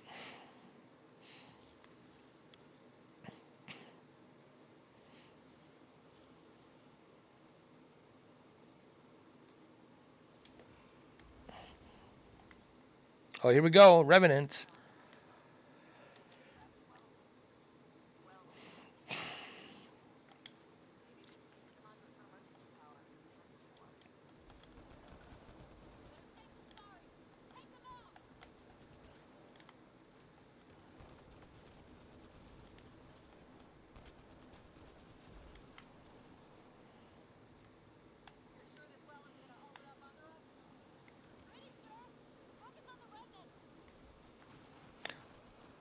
I'm gonna check that out though. Center ring boxing, even the Punch Out, Nintendo 60, SNES game, Punch Out boxing with Mike Tyson. That was so much fun, dude. They need to release the Tyson boxing Punch Out Tyson boxing on Nintendo Switch, man, for real.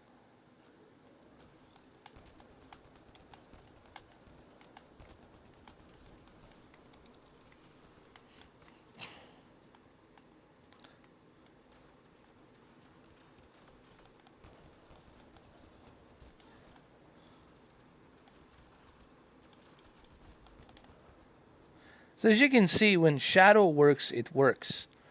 When it works, obviously. And how's it gonna work? Well, it depends on many factors. Depends on your internet. Depends on obviously their data centers. But when it works, it's like having your own PC, except your own PC, it's somewhere else. It's not here. Oh, run, run for your life.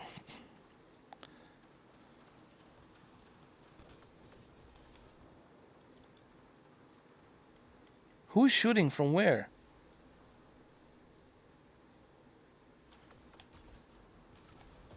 Got him. Oh, look, there's a turret. I didn't fucking see it, motherfucker.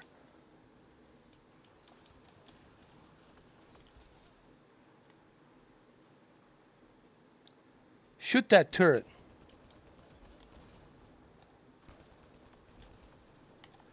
Got it.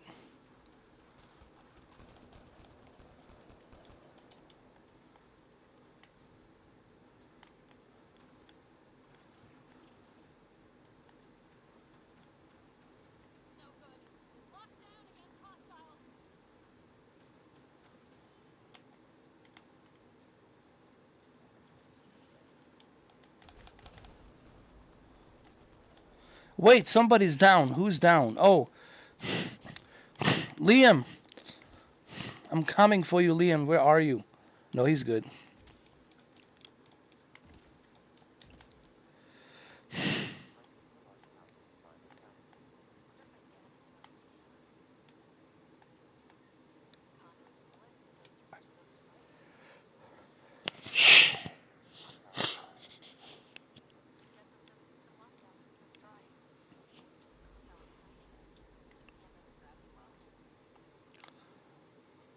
I really, you know what, man? I really love adventure games. The reason I like Mass Effect is because it's the unknown. You don't know what you're gonna embark. You don't know how the story is gonna turn because of many different decisions you have to make. Same thing with the Skyrim. That's why I love these games because they're like It's an unknown adventure. I love those types of games.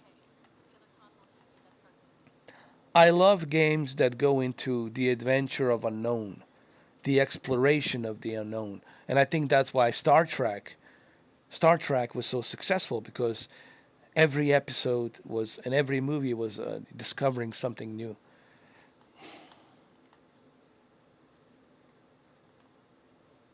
And the graphics are not that bad. This game, like I said, it took a lot of heat, but it's not bad. Can I save the game for the love of God? No.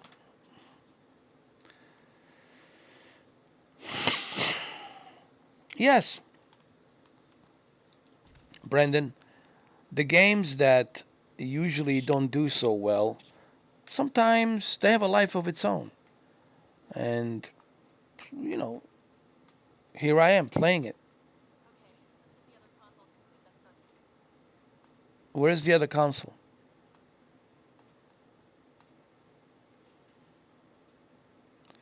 Okay, I see it. It's there. So, the most important thing about this game when it comes to combat is you have to take a cover, reload, shoot, collect the magazines, take the cover, reload, shoot, and also use your scanner.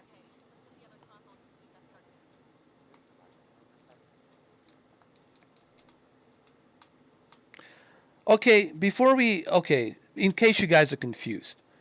All right, before I start doing this, a couple of things I gotta explain to you in case you don't know what's going on. On this planet, okay, what we're trying to do is we're trying to activate the atmosphere. We want to bring oxygen and clear out the radiation. So therefore, the radiation is gone, and we can have the breathable air and a much better atmosphere. So that's what we're trying to do with this remnant, this alien technology. We're trying to bring it's almost like terraforming. So what we're doing here is terraforming, basically. Just in case you guys are confused, like what's going on here? What's this alien world? What's up, Johnny Alive? How you doing?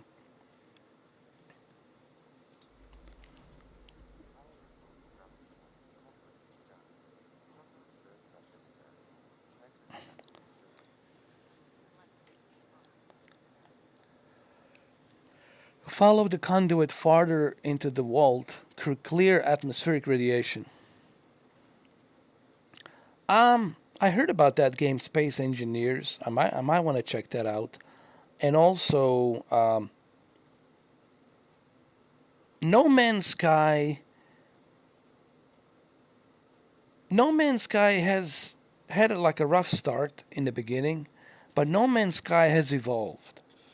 But it's not a game for everyone. No Man's Sky, it's really tailored for a certain type of gamer.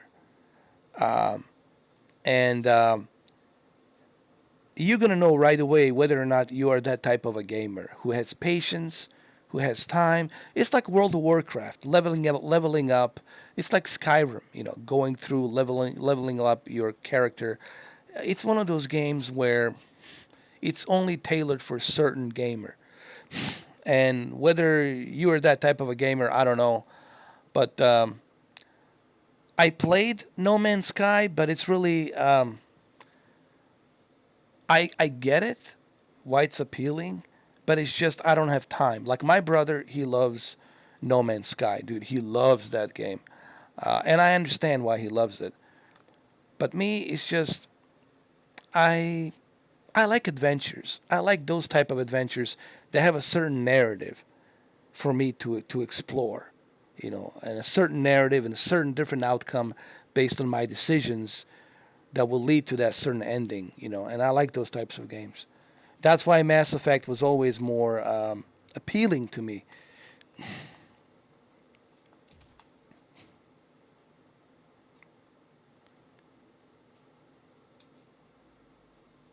Here we go.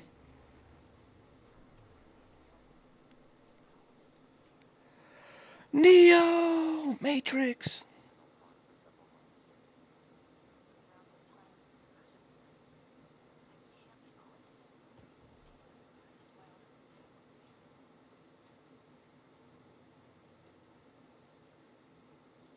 The graphics are not that bad.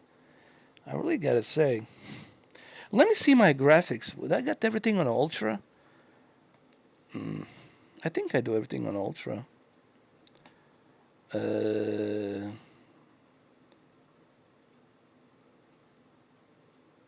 hey, don't forget, guys. We're doing Resident Evil 3 this Friday. But I'm sure you guys already know. Oh yeah, everything is on. It's ultra, overall quality ultra. So it's ultra. Ultra baby. Ultra. Hey,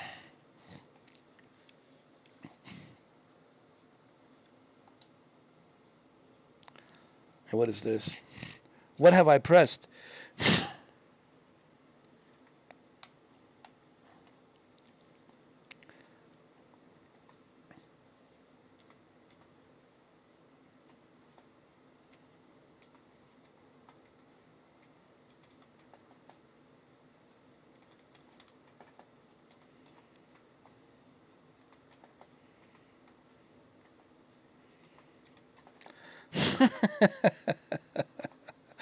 Hold on. What the hell did I press, man? Oh, Lord. There we go.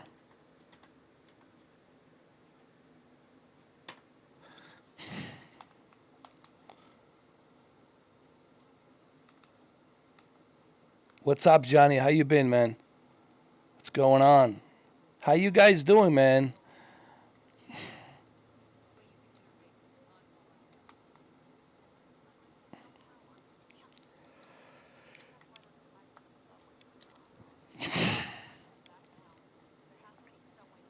I think you guys, I'm glad you guys are here hanging out with me because I don't want you guys to watch the news.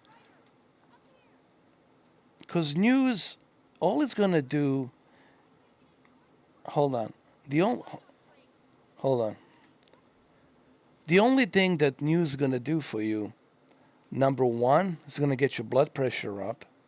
Number two, is going to get you upset. Is going to make you feel afraid, panicking. Don't watch the news. Hang out here with me or others in a live stream because, listen, if you're watching news and all they say is just negative shit, fear mongering, we're all going to die. It's the end of the world. And then, no, it's not the end of the world. Yes, unfortunately, um, people die. You know, especially, you don't need coronavirus in order for you to die of something. There's other illness. There's cancers. There's HIV. There is sexual transmitted diseases. There's pneumonia. I mean, the list goes on. Do you guys want me to bring you the medical encyclopedia? How many people die each year? It's like 250,000 people die each year from cancer, just in the United States alone. In United States, that's a quarter of a million each year die from cancer. So don't be, yes, you have to be careful, obviously. Follow the procedures, don't socialize in the big groups. I get that.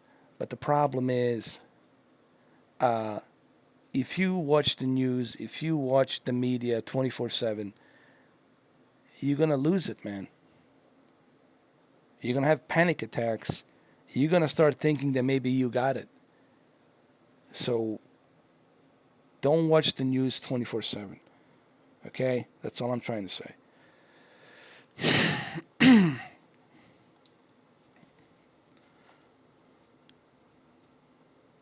Because all they talk is negative.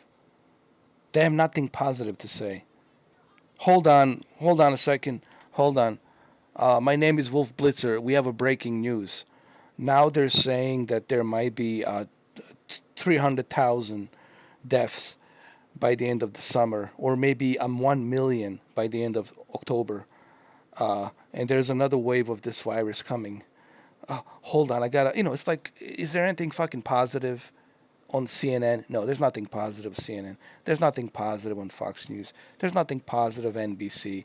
Nothing positive on the Washington Post. Nothing positive on the CBS, NBC, all these alphabets of networks. They're not saying anything positive because good message, positive message doesn't sell and it doesn't create the viewers.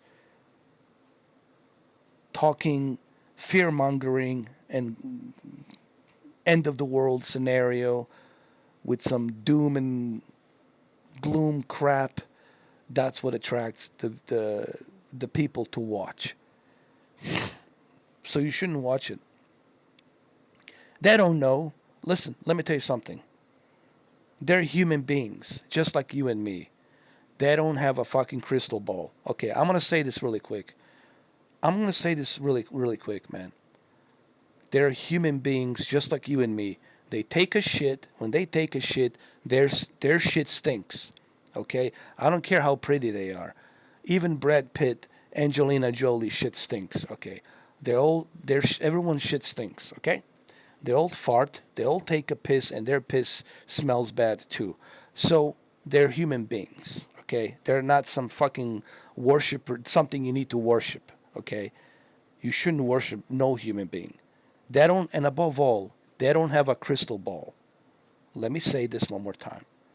They don't have a crystal ball, meaning they don't know.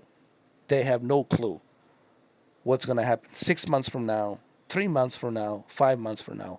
Who cares? What happens, happens. We'll adapt to it, we'll accept it, and we'll move on like we always do. We'll survive, we'll evolve just like we always do, regardless of what happens. Okay? So don't watch the news 24/7, man. What's up, Carl D. Wayne? Because there's nothing good out there. There's nothing that's going to get you going, oh, hell yeah. It's not like a Bill Pullman Independence Day talk. You know, when you listen to Bill Pullman, Bill Pullman, the actor in the Independence Day, when he gave that speech makes you fucking, you cured right away, dude. You're like full of energy. It's like, fuck yeah, let's kick some alien ass. You know, they're not doing that. They're just talking negative. They're draining you to a negative fucking energy. They want to put you from a positive energy to a negative fucking energy. Me, not me. They can't put me to a negative energy because I tell them to kiss my angry rebel dick, okay? Because I know what they're doing. They're fear mongering. They're fear mongering. They're putting fear into people for people to panic and shit. No, you shouldn't panic. Do you know why? Because it's part of your life to experience all of the above: the good, the bad, the ugly, the shitty, the horrific, all of the above. That's what it's all about.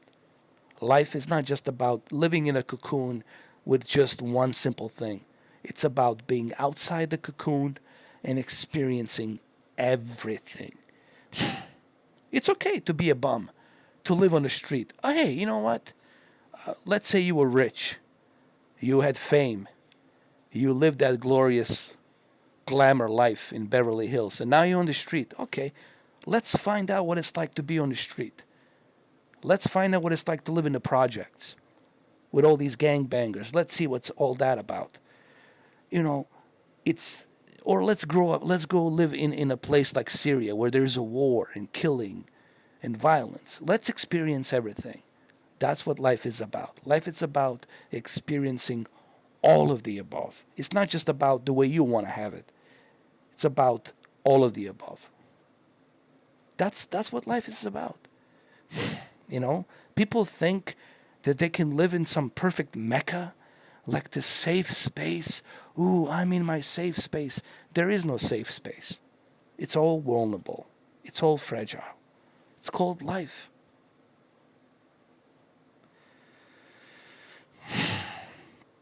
Yeah, like, can you give us a hope? How about this? You know what? This is why I love John F. Kennedy. I mean, he's probably one of our greatest presidents.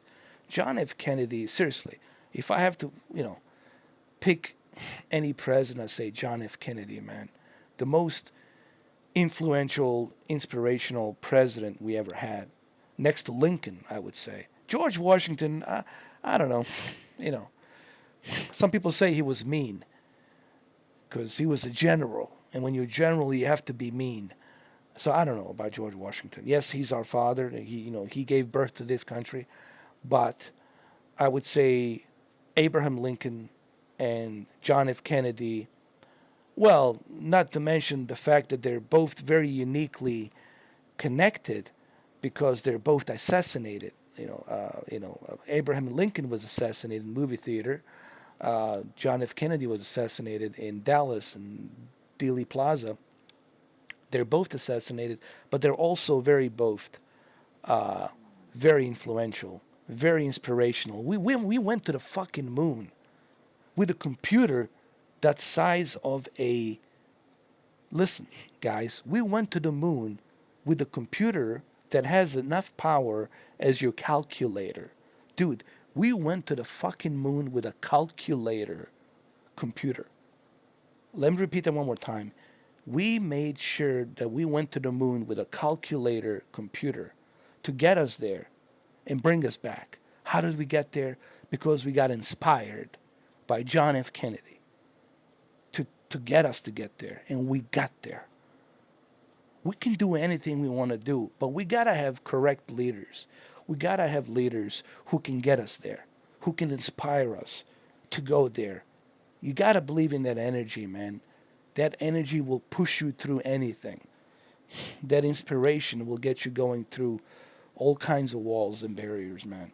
And that's why, to me, when I look at one of our two best presidents that we ever had, I would say Lincoln, Abraham Lincoln, and of course John F. Kennedy, man. Has to be, to me personally, John F. Kennedy.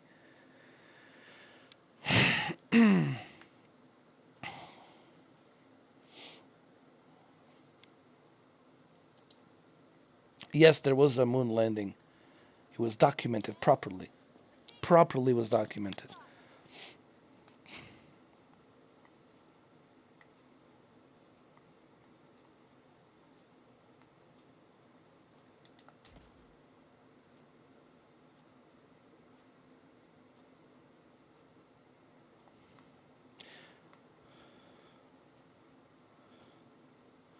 Well, the flag never waved. It was frozen. What are you talking about, dude? The flag wasn't even down. It wasn't going up and down. It was just floating. You got to remember, there's still gravity, of course, on the moon, but it's not as a huge gravity when you go out into the space. It's a little bit of a less dense gravity on the surface of the moon. But since you don't work for NASA, since you don't know how it works, I'm pretty sure you do know, Rick Tone. I'm pretty sure you know. Now you're going to say, but how do you know? Did you land on the moon? No, I didn't land on the moon, but guess what? There's a lot of documentations. There's a lot of evidence that we went to the moon, okay? There's plenty of that stuff that shows that we were there on the moon and that it was done. If it was not true, well, guess what? There would be an overwhelming evidence that even our government would not be able to hide, that would leak.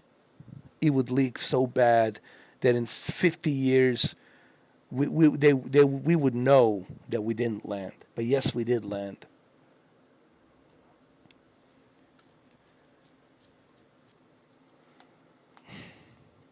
But I'm pretty sure you believe that the Earth is flat, huh? You're one of those Earth flat believers. And you believe when you go into the space, it's like the ocean. You're like inside of water, right? It's not a vacuum. It's just some kind of water, dense water that we're in there. Okay, let me ask you this. If the moon, if the Earth is flat, why is it that sun is round? Why is it that moon is round? Clearly you can see it that it's round, that's in circle. And why is it crescent moon? Why it's bent in shape if it's not round? God damn. I think there's people who's doing this kind of shit is because they're looking for the attention. They're looking to profit money off of it. Because this subject, it's conspiracy subject, it's a great subject to profit money, even though they know it's not true, even though they know we landed there. We got many Apollo missions that we went there. Even Russians went there, for fuck's sake. Uh, they didn't land, but they got close to it. Okay? Um, so, all of this evidence, they know is true. Okay? But it's better if you create something obnoxiously stupid to say the earth is flat, the moon it's hollow, it's just a holographic image of moon, the moon really doesn't exist, um, stuff like that, because it sells. It sells. Like a Bigfoot thing, it sells. Everyone's a Bigfoot expert, but they all need money. Go buy my book. Yeah, how about this? And those ancient alien assholes. Why is it that you're going to talk about the aliens, but yet you live in a big mansion in Beverly Hills, you make shitload of money from the books, you make shitload of money from the seminars, you're charging people, and on top of that, you do a YouTube video and you're still charging people to donate $100, $75. Who are you? You never even been out in the space. Have you actually met an alien? Did you have a dinner with an alien? Like those ancient aliens assholes. History Channel. I mean, Jesus fucking Christ. What a scheme. What a bunch of fucking bullshit, man. Give me a break, man. I watch Ancient Aliens if I'm like, I don't know, if I'm high or if I'm drunk. Most of the time when I'm drinking my Hennessy, I watch Ancient Aliens to amuse myself for fun. A bunch of bullshit, man. Come on. It has to be aliens. We're not saying that it was aliens, but we're just saying it was aliens. Okay, what kind of aliens? You can't just say they're aliens. From where? From which galaxy? From which planet? How do they look like? How are they able to breathe the air down here? Can you give us some specifics? Listen, you can't make claims without specifics. I cannot tell you, oh, I know there's a werewolf because I believe there's a werewolf. If I cannot give you the specifics that I saw a naked dude walk in the forest and then turn into a werewolf, I gotta have documentation to document that, to prove that. I cannot tell you that there's a life on Mars, that there's other living beings living there, unless I have a concrete proof that I can show it to you that they live there. I cannot tell you that the extraterrestrials are coming here to visit us unless I can tell you who they are, from which star system, from which galaxy they're from. Until I can give you some statistics, some accurate information, it doesn't mean anything.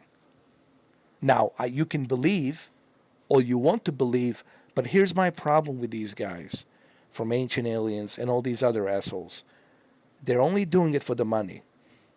They're exploiting this whole subject to make money. And History Channel is taking the advantage of that because it's an amazing way to make extra money, to make so many people tune in.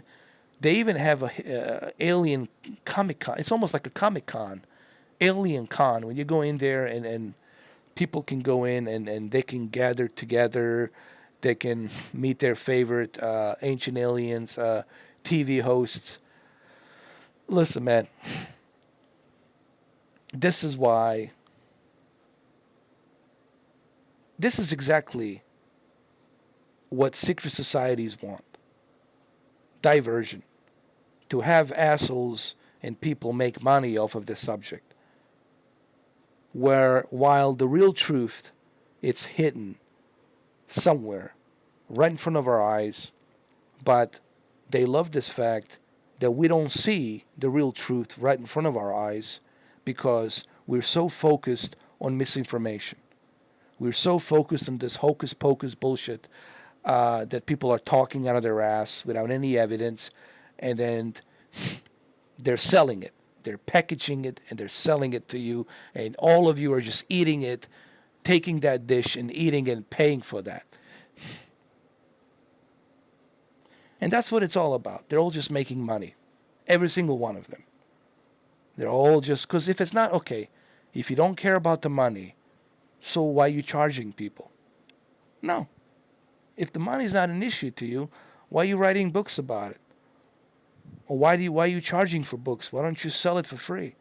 Get a sponsor and have your sponsor your books. You don't have to pay nothing. You pay a sponsor and then book is free. But it always comes down to money.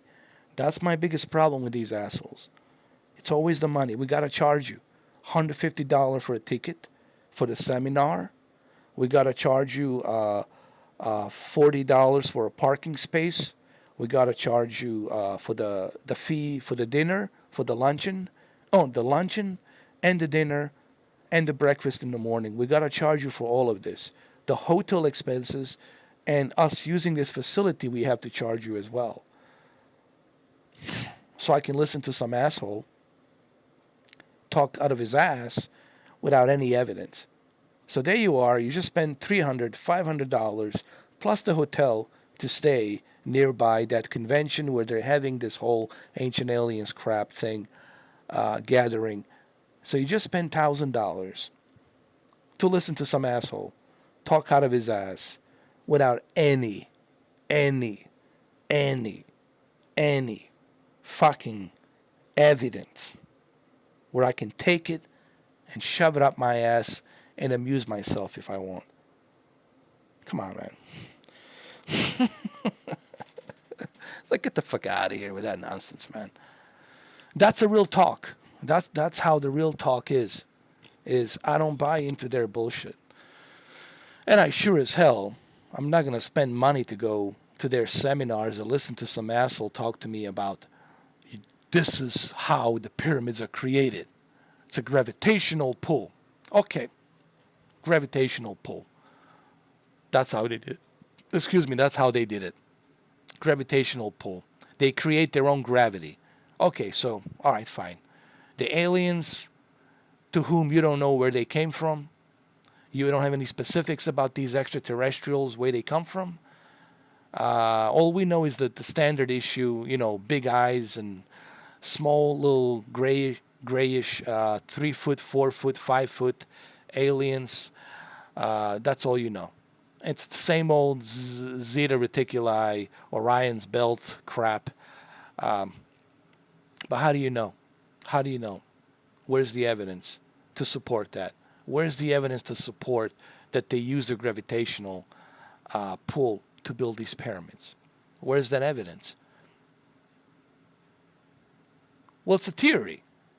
So you basically are just everything is based on the fucking theory.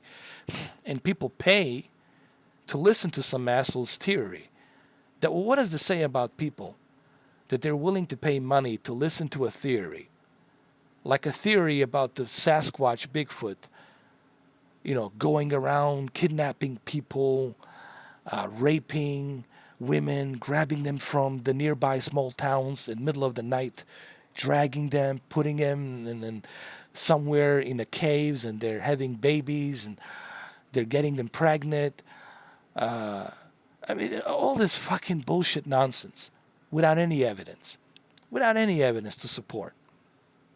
This shows you that people love bullshit, that they love guilty pleasure, that they love this kind of bullshit. I don't know. I guess people get a hard on or something. They get off on that shit. Whatever. It just shows you how people are just. It shows you majority is really stupid. Majority of people out there are just really stupid, man. You paying money to listen to some bullshit.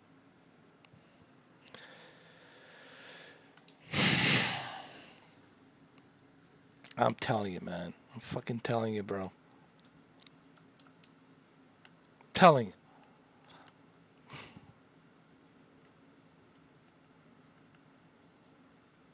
It's aliens. It has to be aliens. Oh, and don't get me started with those assholes. You know those assholes with the radio transmitters? I heard something. They're communicating with me. Hello? Can you hear me? It's cold in this room. It's cold. There's a ghost. Can you tell me who you are? We're here to come in peace. We'll put some candles around just in case. Oh, something moved. I saw something move. Oh, no. Oh, did you hear that? Oh my God, I just felt something touch me. Oh, oh my God, somebody touched my balls. Oh, was that you, John? Oh, yeah. You son of a bitch. It's fucking ridiculous, man. Oh, did you feel that? The door just opened by itself. No, that's Johnny. He's fucking hiding in the corner. No, it's he put a little thread of needle, and he's pushing the with a thread. He's pushing the door to open slowly. You see? Hold on a second. I'm gonna hit the console. Hold on a second. Give me a second, lady.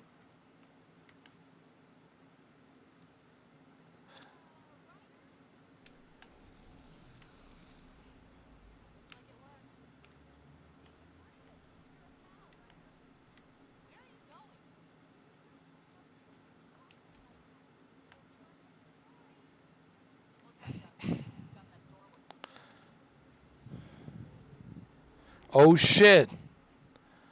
What do we got here? Look at the graphics here, man. Graphics are pretty goddamn good. Let me save the game. Why I cannot save the game? This must be Ancient Aliens. Look, I'm not saying that the aliens came down here and they built a toilet. I'm not saying that the aliens came down here and they gave us a optical cables. I'm simply saying that actually, in a sense, it was aliens. Okay, Georgios Tsakakoulis, how much do you need? You need something? How much do you need? 2,000, 3,000, 2 million, 3 million a year, 100 million a year. How much money do you need, bro? How much do you need? Tell me the price. How much do you need, Georgios Tsakakoulis? How much do you need? It's all for the money, man. It's all this fuck, man. Listen, if History Channel pays you, okay, let's say History Channel approaches you and History Channel tells you, okay, we'll pay you 250,000, quarter of a million a year. All you gotta do is just say a few words, read the scripts, and say all the kind of things. Maybe it was the aliens. How they're supposed to do that? How they're supposed to lift these big bricks of 10 tons of stones and flip them upside down. I don't know what kind of power did they use. Oh my God, there's a ghost, dude. I just seen one. He just walked by me. Oh my fucking God, it's cold. Oh my God. What a bunch of fucking shit, man. It's fucking crazy. It's crazy, dude. Come on.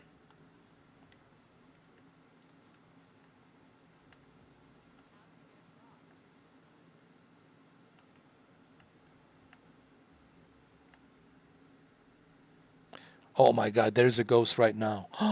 Oh my God. Oh my God. Oh Jesus. Oh Lord. Oh Lord.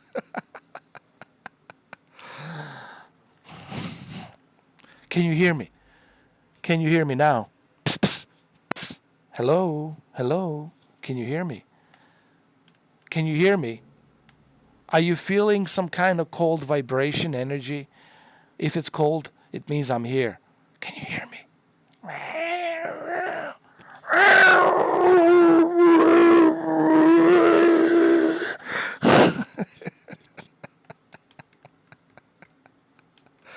Hello? Hello? Anybody there? Anybody? Hello? Hello? What was that? Did you hear that? Oh my God.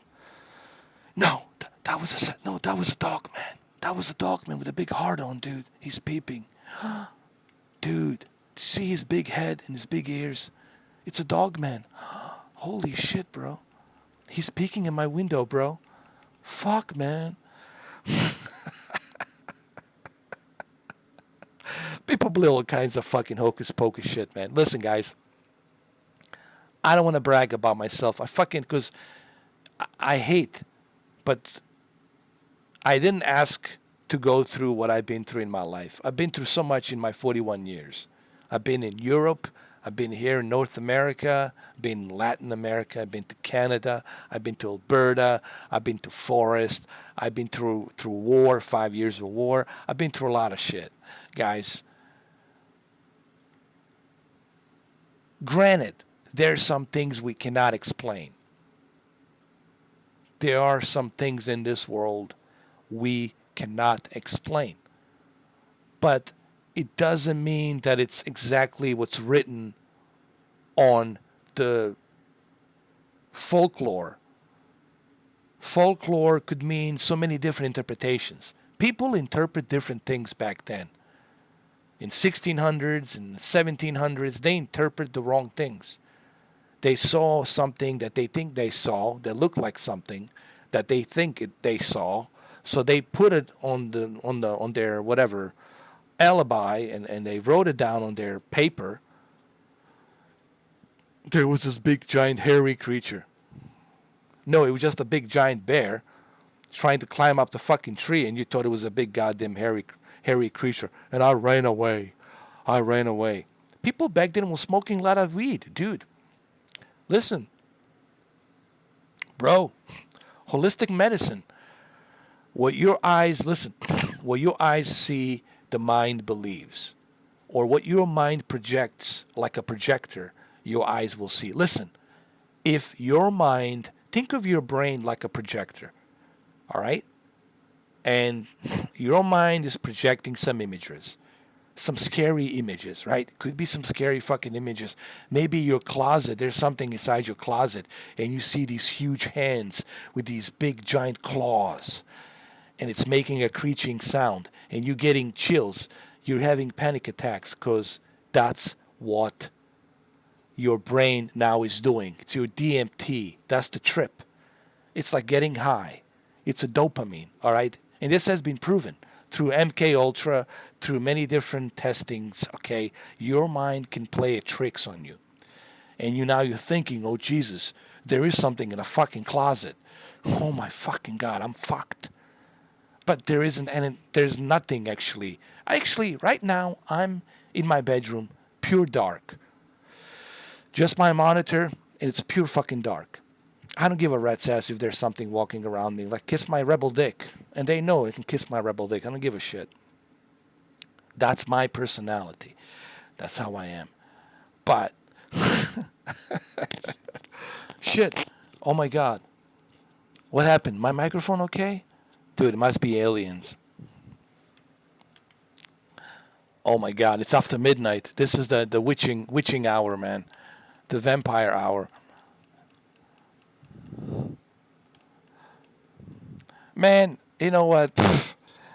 The best way to see, yo, bro, the best way to see who's afraid is going up to the mountains at midnight and setting up the camp at midnight in the middle of nowhere in the mountains. That's the best way to see who's got the balls and who's got the shits to shit bricks. No, who's got the balls and who's got shits to brick. Who's got the shit size of a brick to shit? That's what I meant to say. I mean, what I'm saying is you're going to know who's going to shit bricks versus somebody who has the balls and the dick. And I used to do that when I used to live in upstate New York. We used to go up to, I told you about the Mount Hurricane. We used to go and we used to chill out there. We used to set up a camp next to this little riverbank. Sometimes we got kicked out by the what you call it, the park ranger. Park rangers, sometimes they would report us, and the state police would come in and they would kick us out because they don't want you hanging around middle of the night in that area in the Mount Hurricane. This was back in '97. We used to go in there, set up a tent, a camp, us and a few other chicks, and we would just sit around the fire and drink our beer and joke around and fuck around and shit like that. But there was always one guy, usually the guy in the high school who was always, hey man, I'm a tough guy, man. I don't give a shit. I'm not afraid of anything. And we one time, what we did, we pulled this prank on him. We told him that we need him to go look for Chris, because Chris is in a Chevy Blazer. We used to, one of my friends, Johnny, had a Chevy Blazer.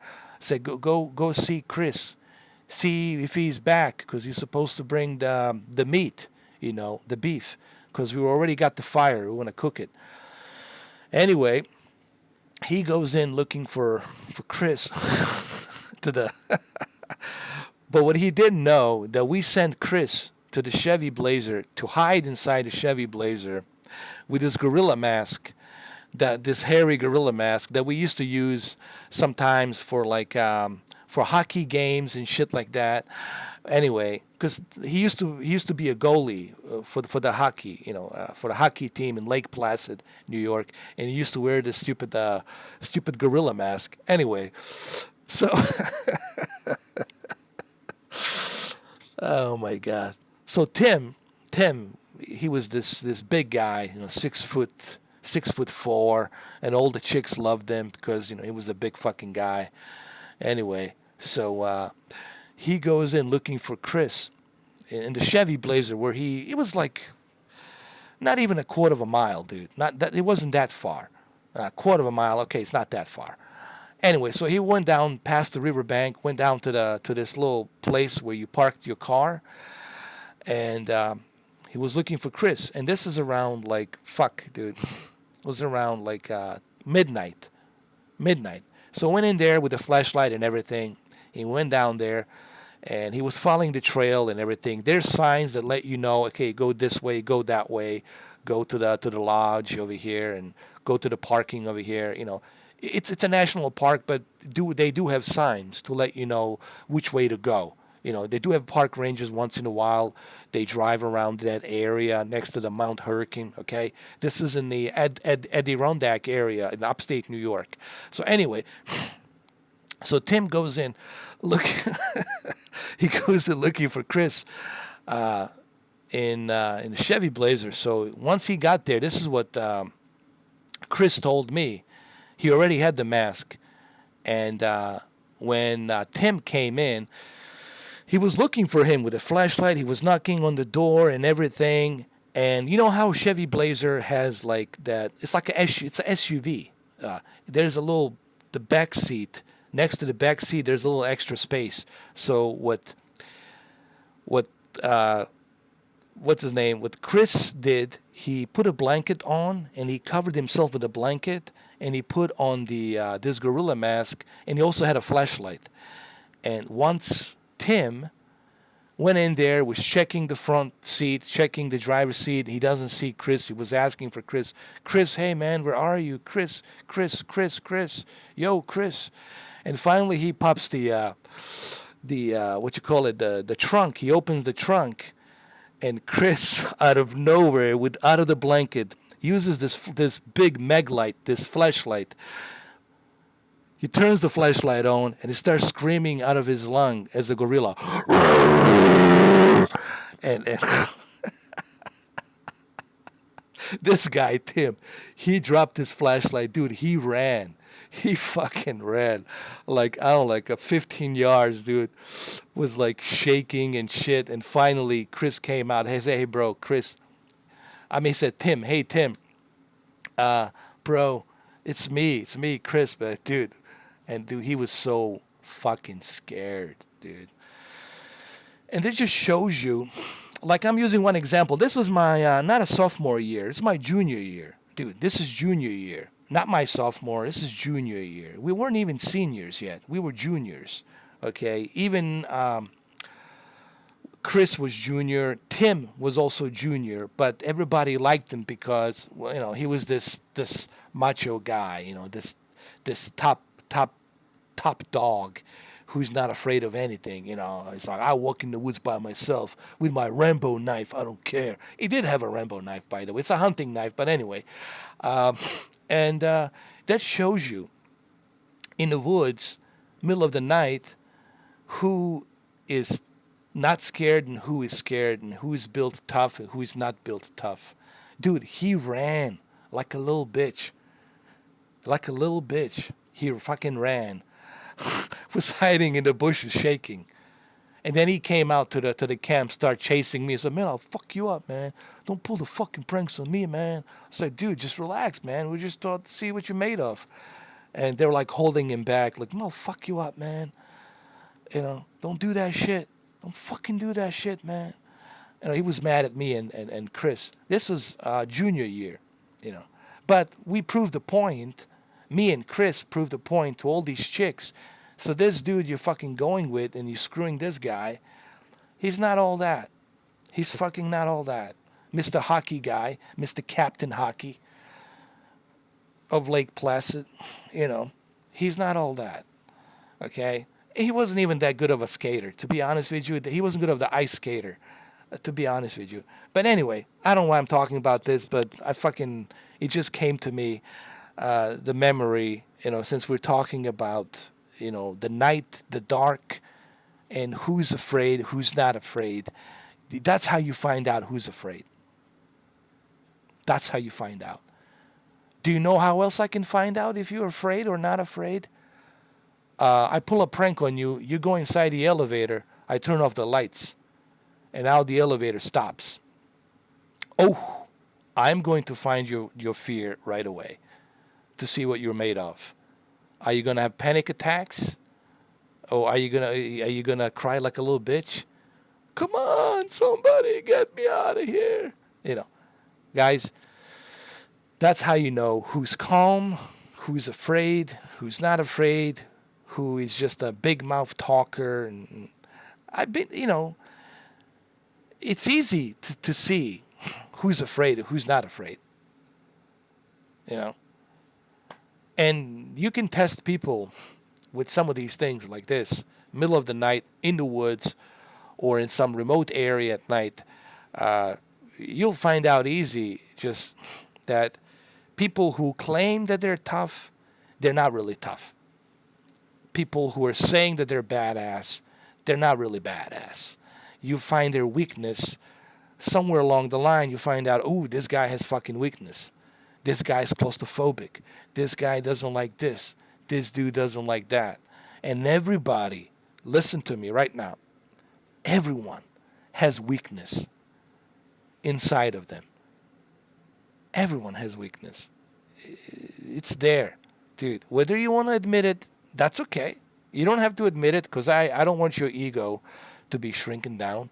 But everyone has some kind of weaknesses inside that they're afraid of something. Believe me. Anyway. Him, man. I gotta look him up on the Facebook, dude. I haven't, dude. It's been 20, how many years? 25? Jesus fucking Christ, man. 25 years ago. Fuck me sideways, dude. Hold on, man. I gotta step back, bro. Fuck, man. 25 years ago. God damn. Oh, and Google it. When you guys get a chance, Google upstate New York, Mount Hurricane. It's a beautiful mountain. And the reason they call it the eye of the hurricane is because when you go up to the top of the mountain, you see clouds are circling around the summit of the mountain, top of the mountain, and everything else is just like a clouds, like a sea of clouds.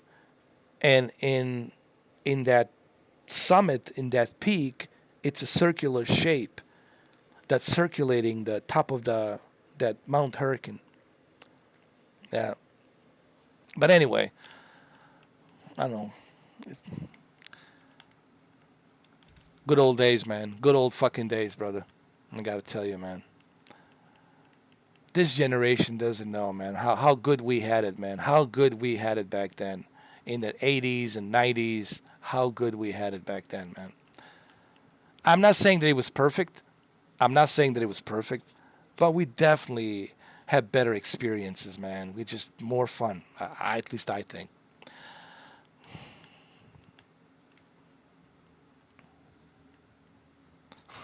Poor Tim. Shit.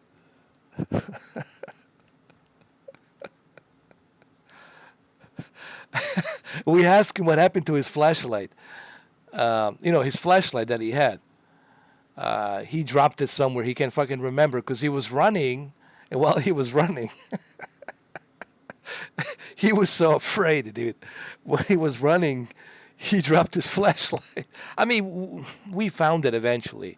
We found it. It was around the lodge area, like a little place next to the riverbank where you can park your car.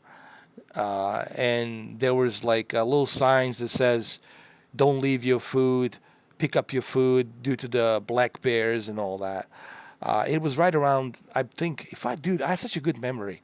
He dropped the flashlight right next to the sign that was posted by the state of New York and the park rangers and state of police, where there's a fine you're gonna pay if you leave the food and if you don't clean up after yourself because they don't want the animals to come in and it'll attract a lot of bears because bears will come in. So anyway, he dropped that flashlight right behind that sign. Uh,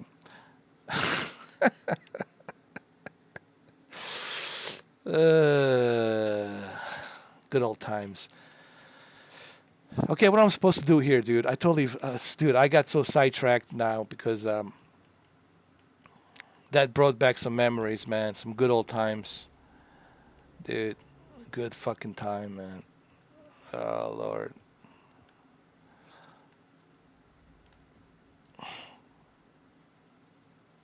I accept it now. I'm never gonna see those days again. Those were the days, man. Those days are gone, man. Well, I'm never gonna see those days again. That's it. It's over, dude. I'm a dinosaur. I accept it, listen, man. I'm a dinosaur, and my time's gonna come soon. I'm a dinosaur. But man, those were the fucking days. I gotta fucking tell you, man. It was great. The '90s, the '80s, especially the '90s and the '80s, man. Fucking a.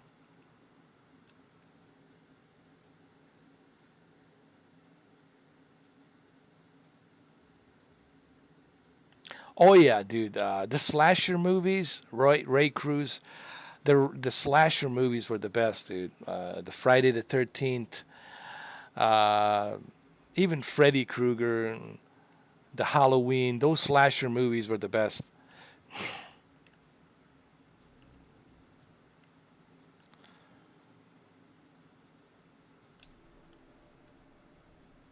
Oh, here we go.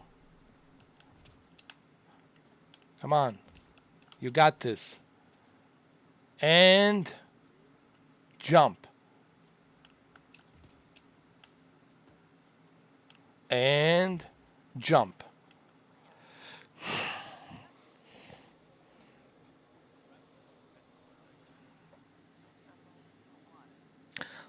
Oh, that's funny. Ray says, we once put a firecrackers in the back pocket of one of our friends. He had a baggy pants. He tripped when the pants came. Dude, I already imagined that, bro. Poor guy, man. What was his name? Shit, man. Uh, we used to do a lot of pranks, dude. I'm guilty of some of the pranks, man. Dude, we did some crazy pranks. God, man. I mean, that's the part of growing up, being a teenager. You do stupid shit. You do stupid things. Hey, you know what, man? Here's the thing, man. I know sometimes too hard on teenagers and all this and that, but I look back in my life, you know, like who am I to criticize this generation? Okay, this is their time. Let them enjoy their time. Let them make all these crazy, stupid mistakes and do all the crazy shit that they do, because we did the same thing, man. We all did the crazy shit. We all did it. We all did crazy shit growing up. You did it. I did it. Every generation did it. So I'm like, who am I to criticize this generation? Um, Tell them, what's right, what's not right. Because back then, when I was growing up, we were doing all kinds of crazy shit. We didn't know what was right. Well, we thought we were Superman. We thought we were superheroes. We can do fucking anything. Well, we thought we were the shit. I thought I was the shit. You know, invincible. We did some crazy shit. But so, who am I to judge? What this generation does. This is their time. Let them enjoy it. Let them enjoy it. Let them have fun. Because that's what life is about. It's about experiences, having those moments in time, like the ones I just told you about, the camp we had nearby Mount Hurricane in upstate New York. Um, People ask me, why do we go to that mountain so much? Because it's a beautiful mountain in upstate. The White Face Mountain, that's usually for the skiing and stuff like that. But to me, this Mount Hurricane was one of my favorite mountains, man. I love hiking on that mountain. And believe me, I know that mountain really well. Even if I go there right now, I know the trails. I know that mountain really fucking well. So if you guys ever want to go to the Mount Hurricane, upstate New York, let me know, dude. I'll be your expedition. I know that mountain real fucking well. Why can't I save this game? Um, People ask me, did I go to the Lake Placid High? Of course, yes, Lake Placid High School. I my what you call it? I'm in the. There's a photos of me on there. You know, class of 97. Was it 98? 97. Class of 97. I'm there. Hopefully, I'm still there. I don't know. But I'll show you some photos, guys. I have some pictures I looked so fucking goofy back then, dude. I looked like you guys gonna laugh. Anyway,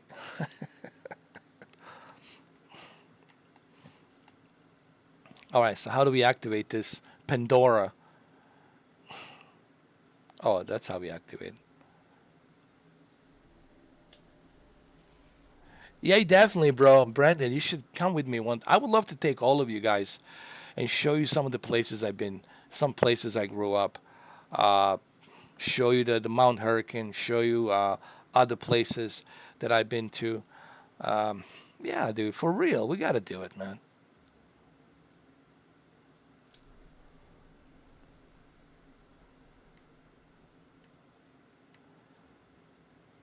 So what did we activate now? Let's see.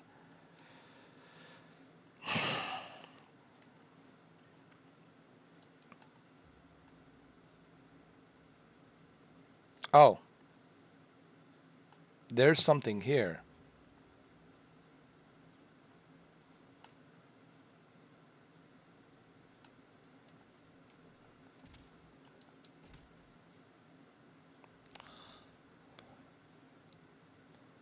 So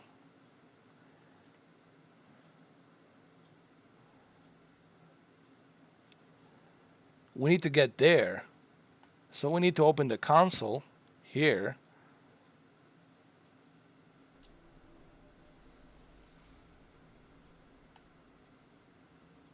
Ah, I see.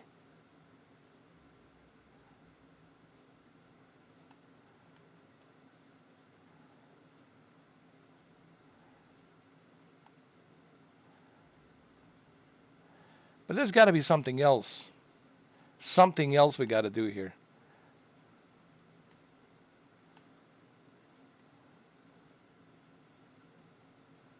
Ah, I see. I see it.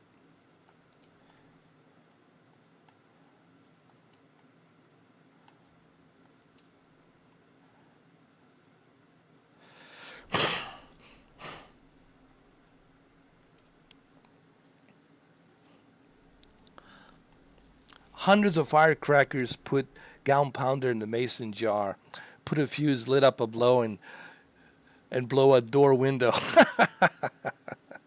Bronx, New York. Nice, man. That must have been a scene, bro.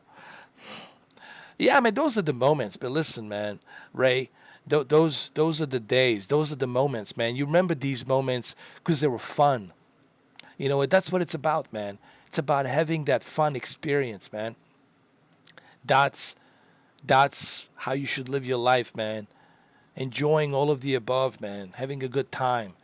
You know, I feel sorry for some people who never experience a good time, and because they're being told what to do, they were being told how they should live their life. Someone is always controlling them, you know.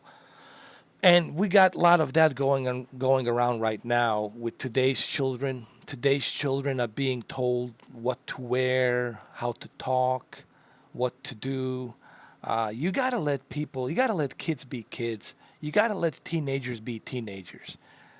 You gotta, you know, that's how you evolve. That's how you evolve to become the adult, to become whoever you're going to become in the future. It's by having those experiences, both good and bad.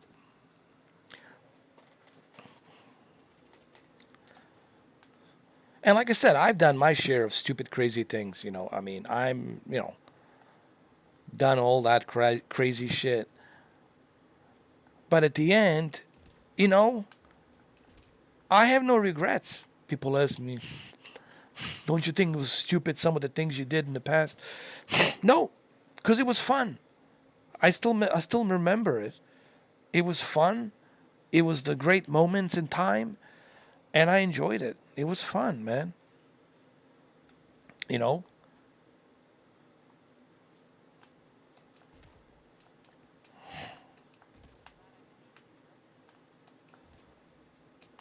Oh,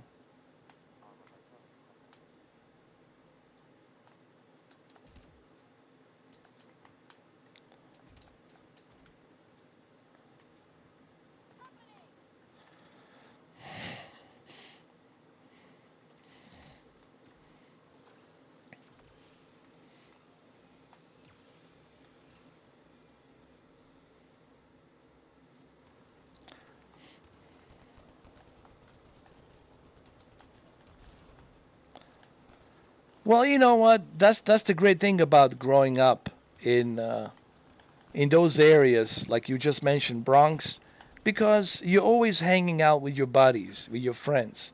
You're always on the street, you know, and those are the memories. Those are the moments. Whether you are playing a pool or going to the arcade or going to the bowling party or whatever it is, or going to your friend's party's house and you guys do some crazy shit there.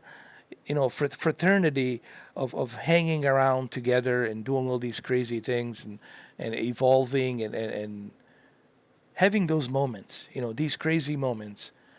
It's part of life. It's part of who you are as a person because it's about experiencing all of what life has to offer. I always tell people life is not about playing it safe. And I think today's parents, they're raising the kids playing it safe. Now, granted, we all love our kids, we all love our children, okay? Nobody wants to see something bad happen to our children, something bad happen to our kids. Of course, none of us want that. But you can't control them. You got to let them go. You got to let them experience life for what it is. You know, you can always give them the advice. You can tell them, hey, here's the advice. This is what I think. But ultimately, they're going to go out there and they're going to experience because that's life. You can't control life. Life finds the way.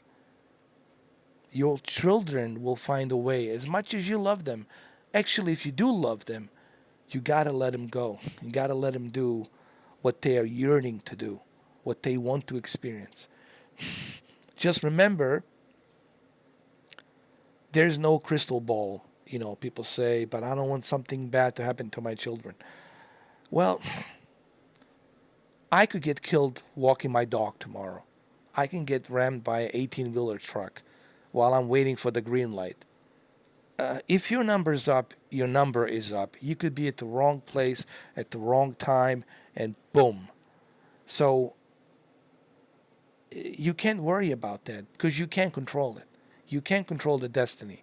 Your destiny is going to be whatever it's meant to be. It's just you don't know it, you know. But this new generation of parenting where they want to control their kids, and it's really soft because you're making them soft. You're not making them learn and evolve to what it's like when you fall down and hurt your knee, what it's like when you get cut and you're bleeding and you got to have stitches. They need to learn that. They need to go through that so that way they can be ready for what life is going to bring to them once they become adults.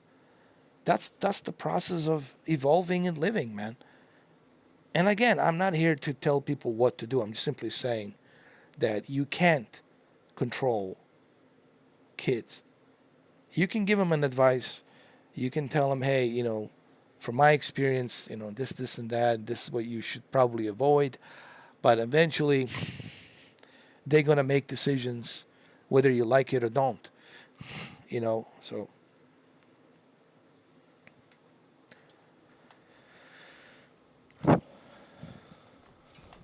this thing reminds me of those little geckos from the Metal Gear.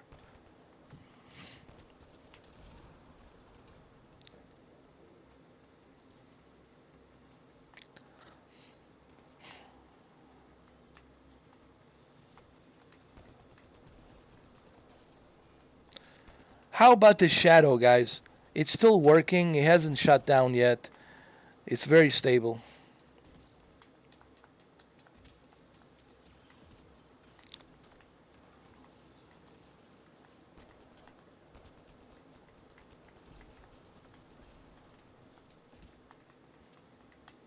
All right, is that all of them?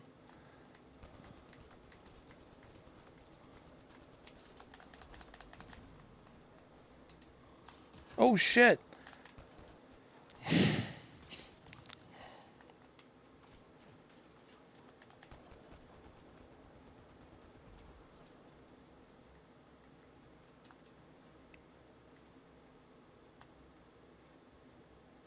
Oh, he's down there. I see him.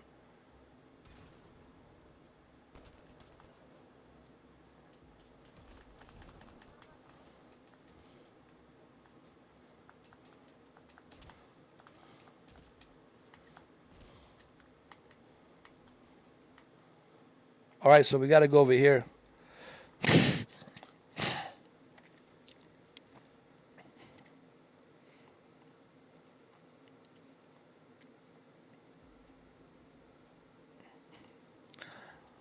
Well, Ray, I always tell people, as a single guy, it's not that difficult. All you got to do is cut some of your needs. You know, um, you don't have to have like a super great job in order for you to afford a one bedroom, one living room apartment. You know, you can afford to live in one apartment and have a decent car. All you got to do is just cut down some of your needs. A lot of people don't cut down on their needs. They're wasting money on stuff they don't need. They buy the stuff they don't need, and they waste money on things that they don't realize how much money they waste on things that they don't need. Uh, you can live.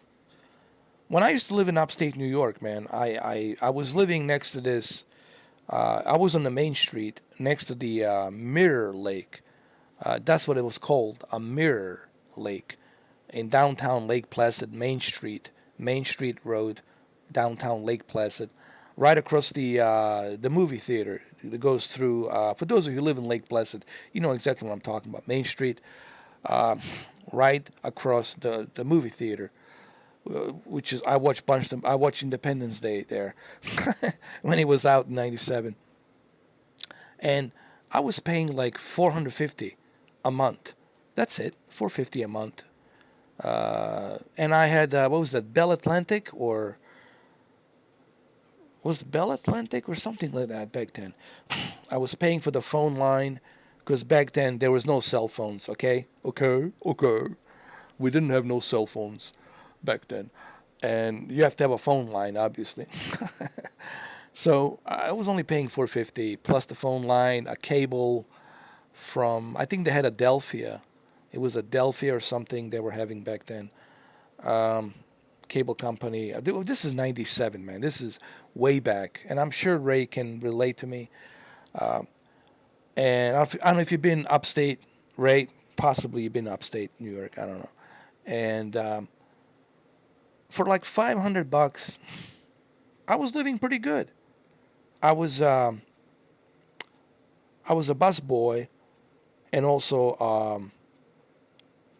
I used to clean the dishes. I was a bus boy at this one restaurant called Jimmy's 21. This Albanian guy who was running that that restaurant, he took care of me. Listen, he introduced me to a lot of uh, Italians, American Italians from New York, and that's where I made my money doing other things. People say, "Well, what kind of things did you do?" Well, delivering people's cars. Like I hooked up with this one guy, Leo, and Jimmy, to deliver people's cars. We would drive these cars to Albany, where these rich people live, and then we would drive it back to Lake Placid. Sometimes we would drive their cars to Florida because they live in upstate New York, and during the season they live in Florida, and then during the summer they go upstate New York and live upstate. So in the Essex County. So what we would do, we would drive their cars, bring their cars, and I got make good money, man. I made a good fortune. Like really nice cars, like BMWs, M5, M6, Mercedes, CLK, SL, S5000. S5000 back then was a big deal. V12 S5000 Mercedes class, and we would drive them, sometimes to Jersey. We have to go through the tunnel, which was pain in the ass going through the tunnel just to go to Jersey. So I made good money, and I was living good, man. Seriously, I was making good money back then. I did many different jobs. At one point, I even worked for Radio Shack, dude. But I didn't last too long because I got in a verbal argument with the manager, and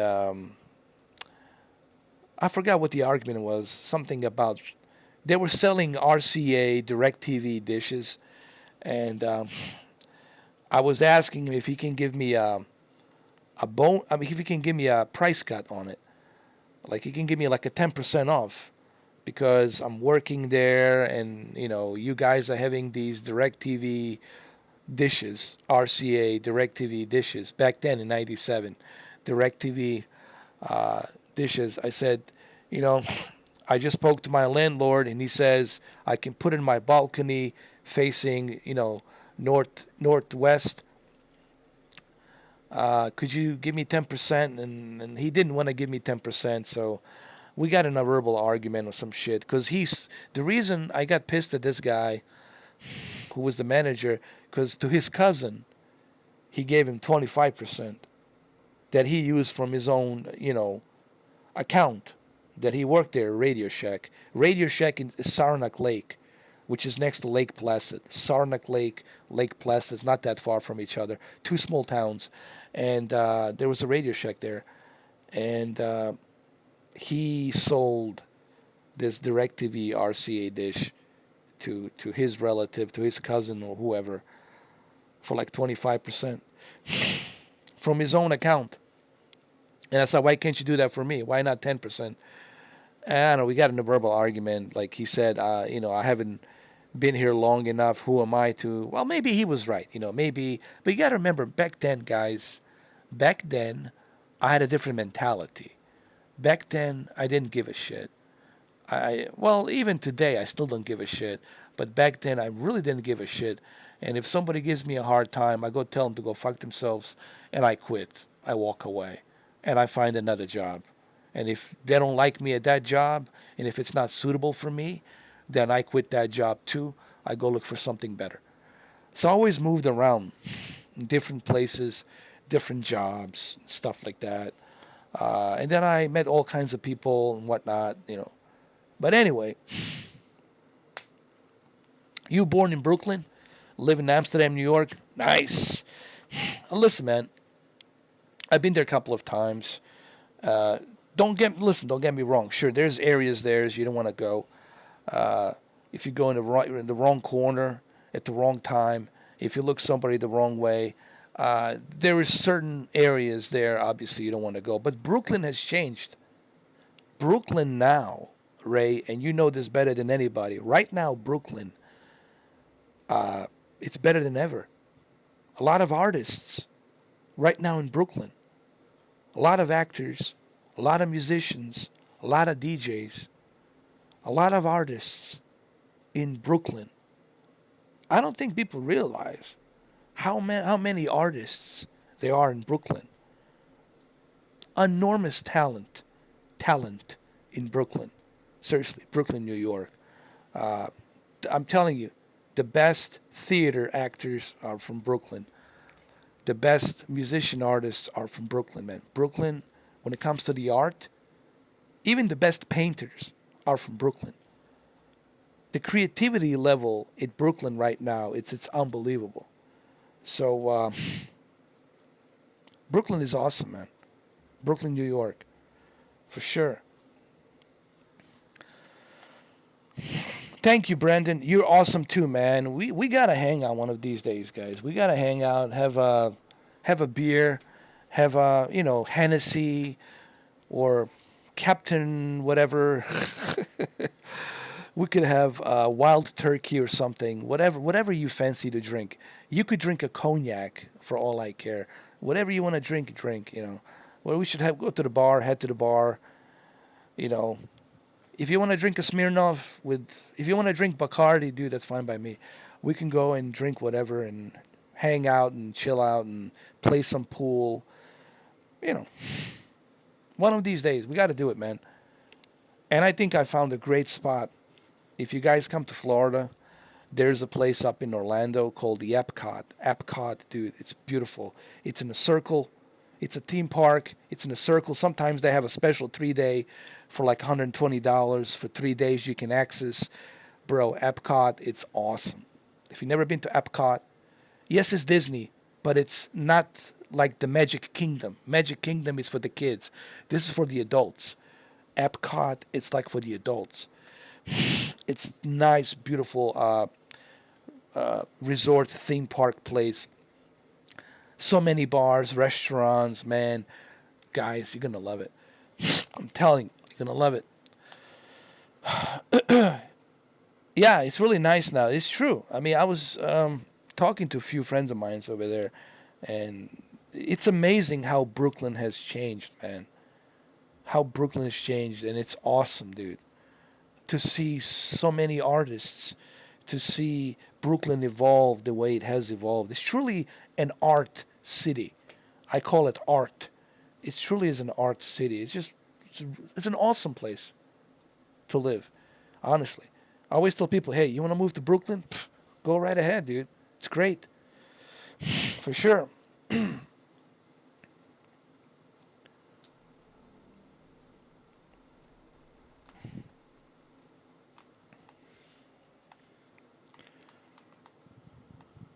Wait, there's another door? How many doors? Good Lord.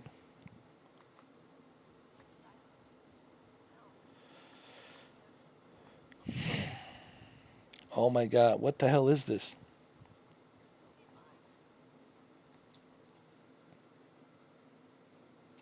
Yeah, yeah, Epcot is awesome. I remember the last time I was Epcot was like a couple of years ago, as a matter of fact.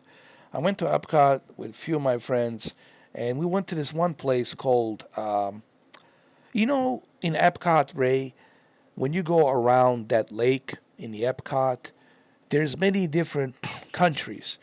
You got Mexico, you got Japan, you got Germany, you got Italy, and I went to this little German place. It was a buffet, and they have like always they're singing, playing harmonica, and dude, you go in there, and they're always celebrating the German tradition, which is the beer fest, German Alps, and you know the whole German culture. And I went in there, and they give you these giant kegs of beer that you can drink, not like a small one, like a big giant freaking kegs of beer, gigantic kegs of beer, and they have a buffet. Eat all you want, bro. Eat all you want buffets, dude. It's so good. If you're hungry, dude, if you're hungry and you're in the Epcot, go to this German place, man. Yes, you have to kind of like sing along with their songs. That's part of their tradition, you know. Who cares? Have a good time, bro. Lift that keg of beer and drink it. Enjoy it. Plus, them German chicks and those, man, they look hot, bro. The way they dress, they look fucking hot. So, anyway, um, eat all you want. That's a great place to go there. Then you got Canada on the other side. You got Japan. Japanese beer, man. It's not fucking bad. Not bad at all. Not bad at all, dude. Yes, Harlem too. Even Bronx. You know, I mean Washington Heights. It is what it is. Washington Heights is just a magnet for trouble. You know, it's just that it's always been a magnet for trouble. You know, what I mean, it's just the way people are brought up there. Uh, but I heard that Washington Heights is changing a little bit too. You know, things are changing in New York City. Listen, guys. Yes, once upon a time, New York City was very fucking dangerous. You couldn't walk in the middle of Harlem and Bronx and Queens without getting mugged or something happening to you. Of course, you have to be careful. But things have changed in New York City. New York City has changed quite a lot, man. Quite a lot. New York City has changed, and it's really nice to see New York City evolve. Because once upon a time, it used to be the most uh, dangerous place. Now it's Detroit. Detroit is the most dangerous next to Chicago. I'm talking suburbs of Chicago. Due to all the gang violence and drug dealing and whatnot. But New York City is it's it's has evolved to the lengths that I've never thought about ever seeing in the future, man. It has evolved in such a nice way, man. And again, it's sad to see what's happening to New York City right now with this coronavirus. And I always said it, the New York spirit, and you know this, right? Because you live in New York, in NYC, and you know this better than anybody. Uh, there's nothing stronger than New Yorker spirit. Tough as nails. The, telling you, I always tell people, we've been through 9/11. Now we're going through this crap. We went through Sandy, hurricane. New York spirit is the force to reckon with. New Yorker spirit cannot be ever defeated. No virus, no nothing will ever defeat the New Yorker spirit. New York spirit, it's as tough as nails.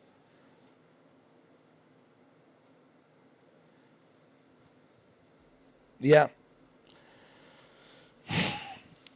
but it's sad to see what's going on with Detroit, man. Detroit is just it's unbelievable, man. What happened to Detroit? Um, it's gotten so bad that it's worse than Ramadi, Iraq, to some extent. It's just sad to see what happened to that city, man, to Detroit. That it got abandoned to that point. The recession hit that city so bad in 2008. Um, it's just crazy to see what happened to Detroit. and how the state of Michigan just kind of, they almost like abandoned that city. They like they didn't even care. Um, you know, hopefully, maybe Detroit will have a comeback in the future, and it'll become that motor city that we always remember. And you know, I'm optimist. I always try to be optimistic, man.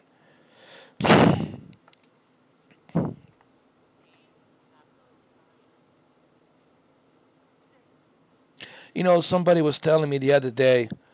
Um, Somebody was saying to me, "Isn't it strange how Detroit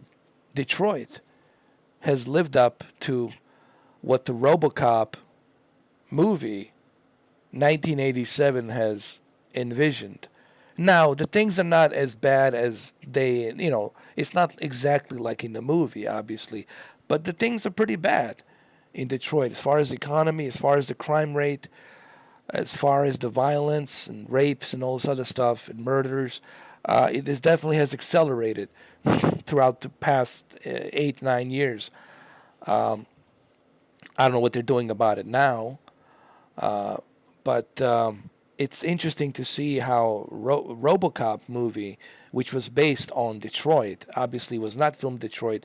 It was filmed in Dallas, Texas.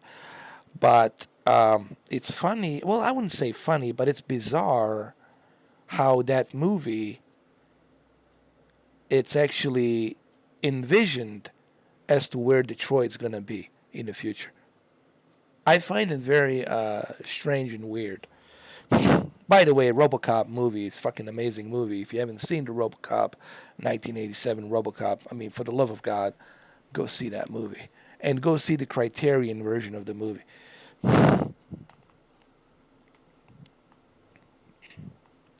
I think what Detroit needs, it needs a good leadership, like a leadership that's really gonna bring people together, uh, you know, get the economy going.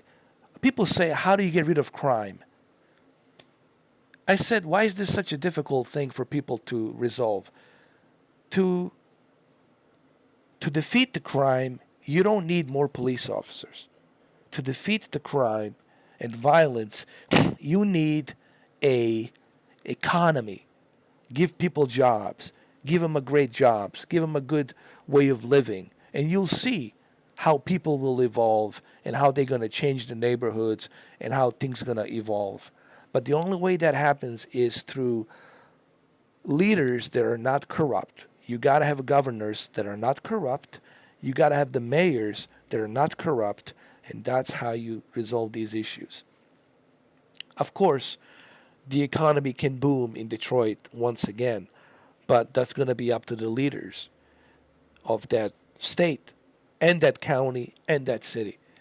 You know, in my opinion, yeah, bad politics, man. A lot of corruption, a lot of selfish leaders out there, selfish governors and mayors. Just looking out to exploit the situation so they can profit money. It's that's the sad part. We need leaders who truly care. If I am running for a mayor, let's say I'm running for a mayor of Detroit, I am going to be dedicated to make sure that I do everything I can in my power to rebuild that city, to keep that city as great as it was once, and to give people the economy that they deserve so they can live good, buy a good houses with a decent mortgage rates, give them a good jobs, and of course keep the streets safe. Uh, you know, Also filter the corrupt cops that they're there, filter them out, and get a good department, get a good chief of police. All of this stuff can be done if you have somebody who has a vision on how to fix the problem, who has a vision on how to do it. And so far, we haven't seen that yet. That's the sad part. And it can be done, but we need good leaders, man. We need leaders who truly care, and they're not in it for money. They're not in it for fame. They're in it for truly helping build that city and help that city and also help the state. When you have Detroit becoming that beacon of economy with automobile industry and other things, well, that's going to benefit the state of Michigan as well. All right, let's see what's going on here, man. Sorry about, we kind of got sidetracked. I know we're here to talk about the cloud gaming and shadow, but this is my channel. We can talk about anything, man. It doesn't bother me. I always tell people my channel is like, there's really no like specific limitations on what we can talk about. As long as we're being respectful to one another, as long as we're not being cunts, I always tell people, man, it doesn't have to be cloud gaming. We don't have to talk about cloud gaming. I know this stream, it's, based for cloud gaming, and we are playing a cloud gaming right here, so I can show it to people. This is obviously on my shield. As you can see right here, I am playing on my shield. Right here, as you will see, this is my shield. So we are playing Shadow, and we are testing it. And I got allergies, believe it or not. I got allergies every April, dude. I get allergies. It's just something.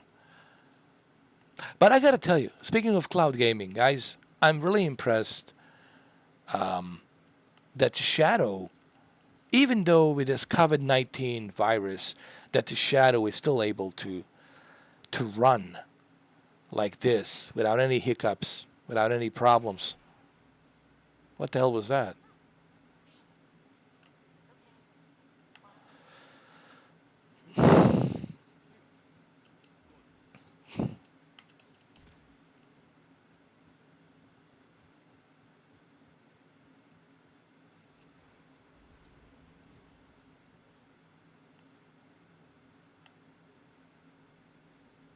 So I'm curious. Are we supposed to go this way or that way? Hold on. There's got to be something here. Let me get my... hold on.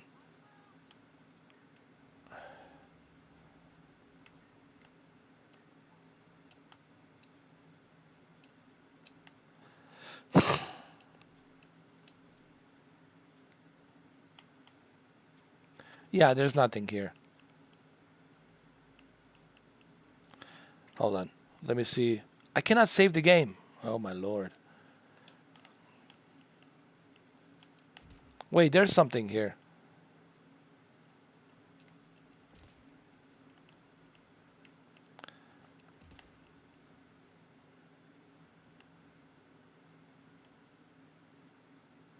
Let me scan it. No data.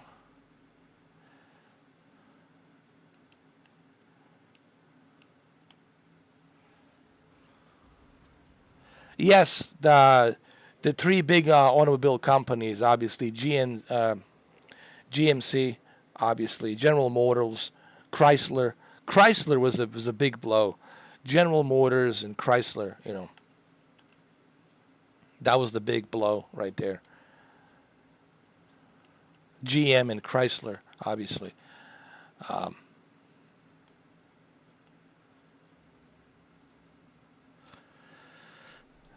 but that's what leads to bad results is when you have politicians corrupt, leaders corrupt. They don't work for people, they work for themselves, and they're using the citizens, they're using the people for their own benefit so they can get elected, reelected, so they can make themselves profitable. And I've seen a lot of that, in the past, without naming any names, without putting anyone on the spot. But I have seen politicians and leaders whose names I'm not going to even mention here, whom I knew personally. Um, they just do it for their own selfish reasons, man, and they know exactly what they're doing, and that's the sad part, dude. And due to their corrupt, selfish decisions with the special interest groups, they put the city into a stranglehold, and they choke the life out of it, pretty much. And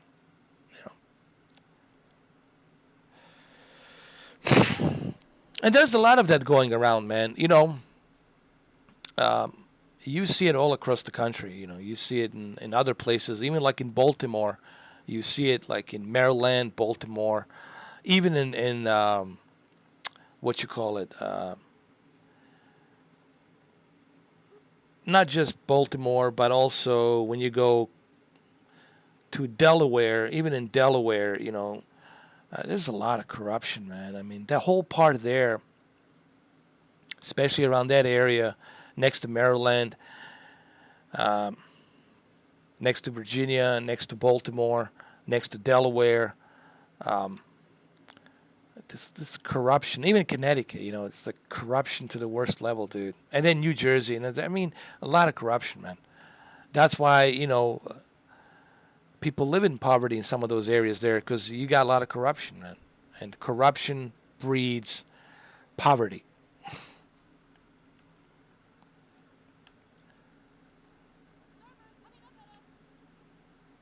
Oh, here we go.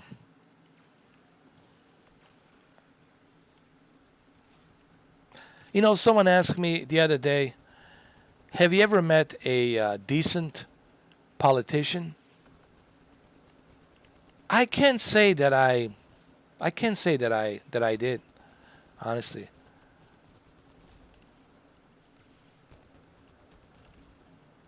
They're all lying, pretty much. They're just lying, telling you what you need to hear, pleasing to your ears. But I can't say that I have met like a politician. I can't say that I met a politician that wasn't bought and sold by special interest groups.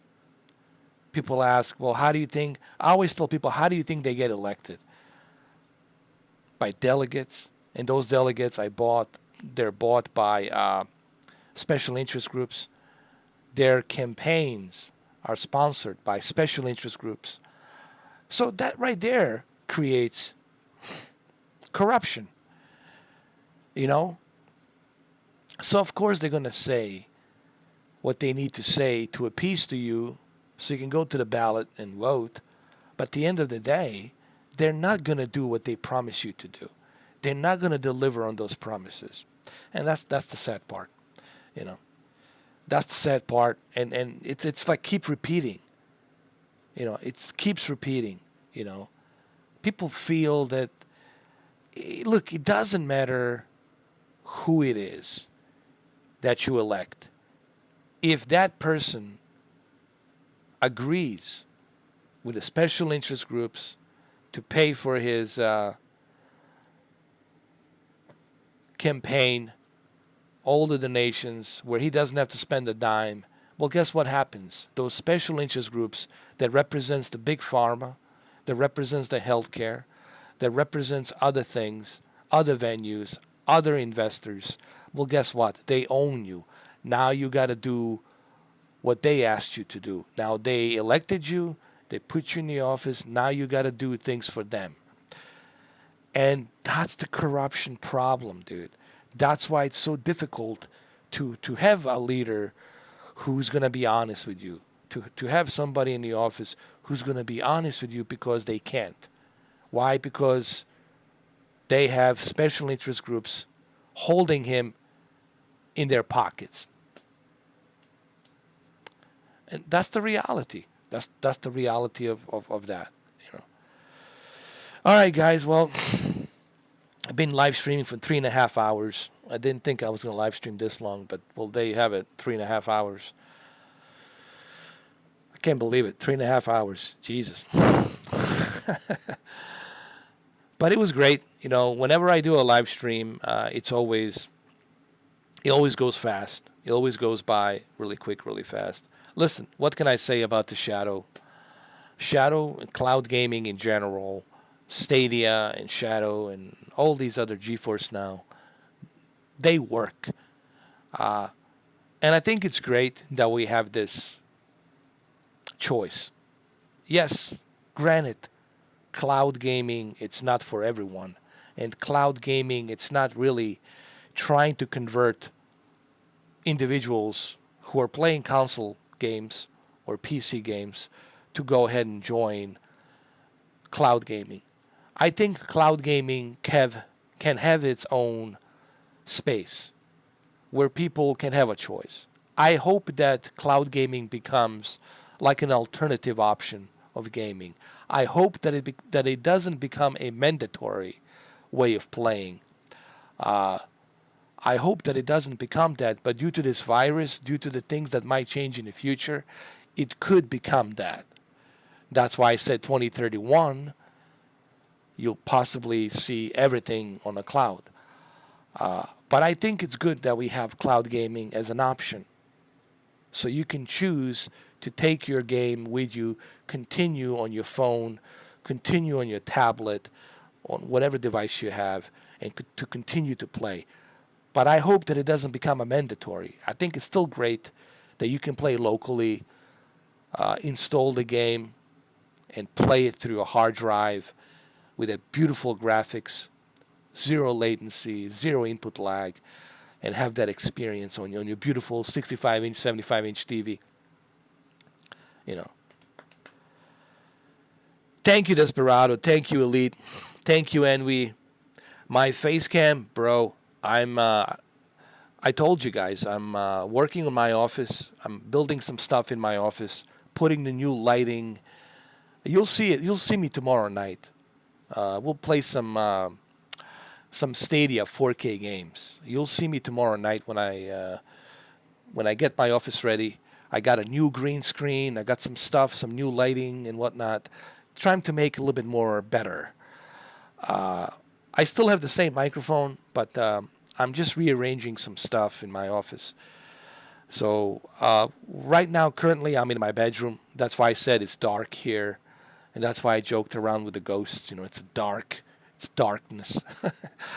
So that's why you don't see a face cam because it's dark. It's a bedroom. You know, it's I like to sleep in the dark, guys. I love pure darkness. When I go to bed, pure darkness. I don't want to see any light. Pure darkness. I love sleeping. I love sleeping like that, man. Pure darkness, nocturnal way. I agree, Ray Cruz. Same thing with me, man. I miss the good old days, man. Good old days. Dude, I swear to God, I get emotional sometimes. Dude. I get choked up. I can admit, sometimes I can cry, dude.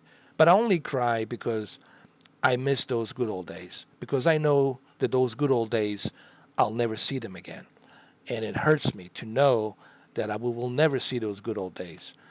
But the spirit always lives on. You know, the spirit of our generation of 90s and of 80s and 90s, it's always going to be there, you know.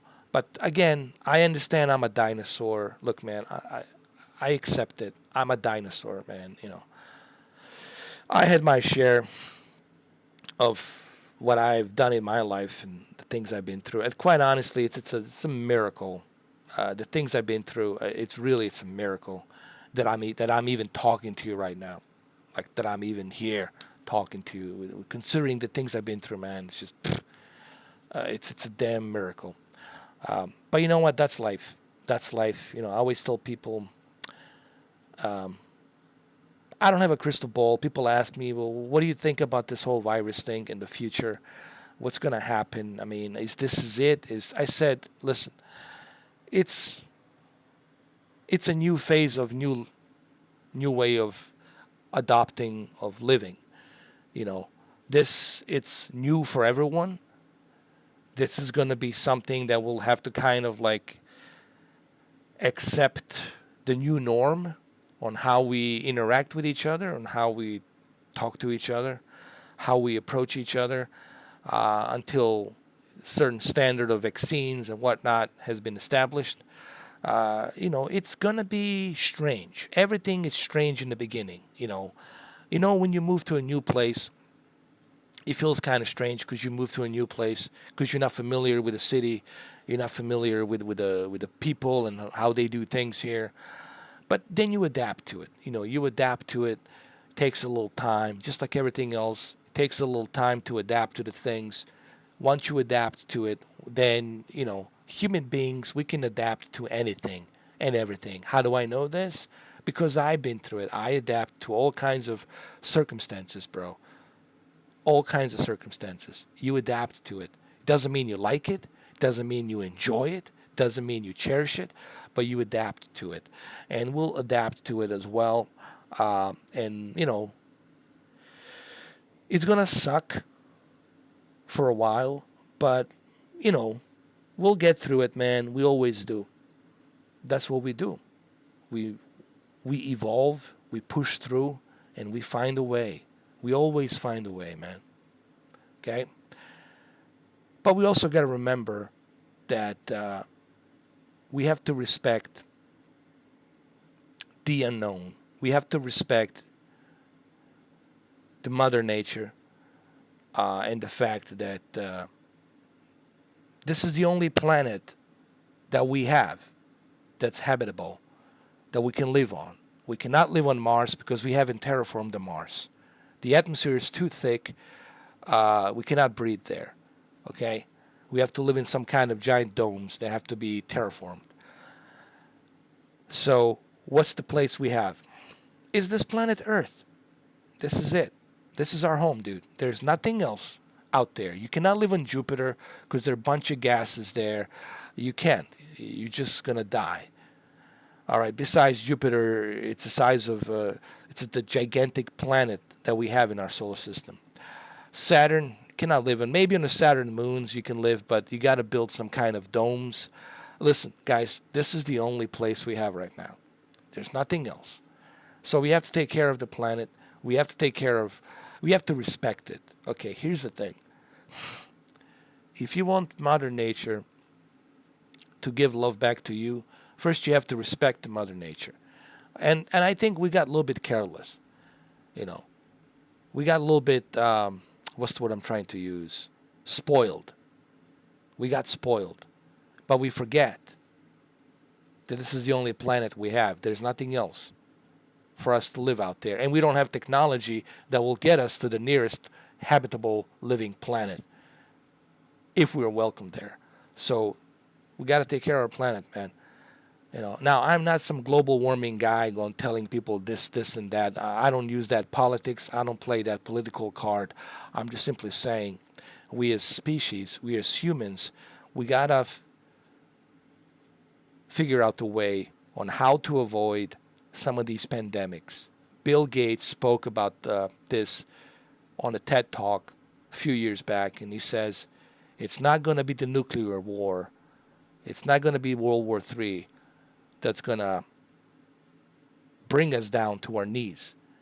It's going to be virus, pandemic, the enemy you can see.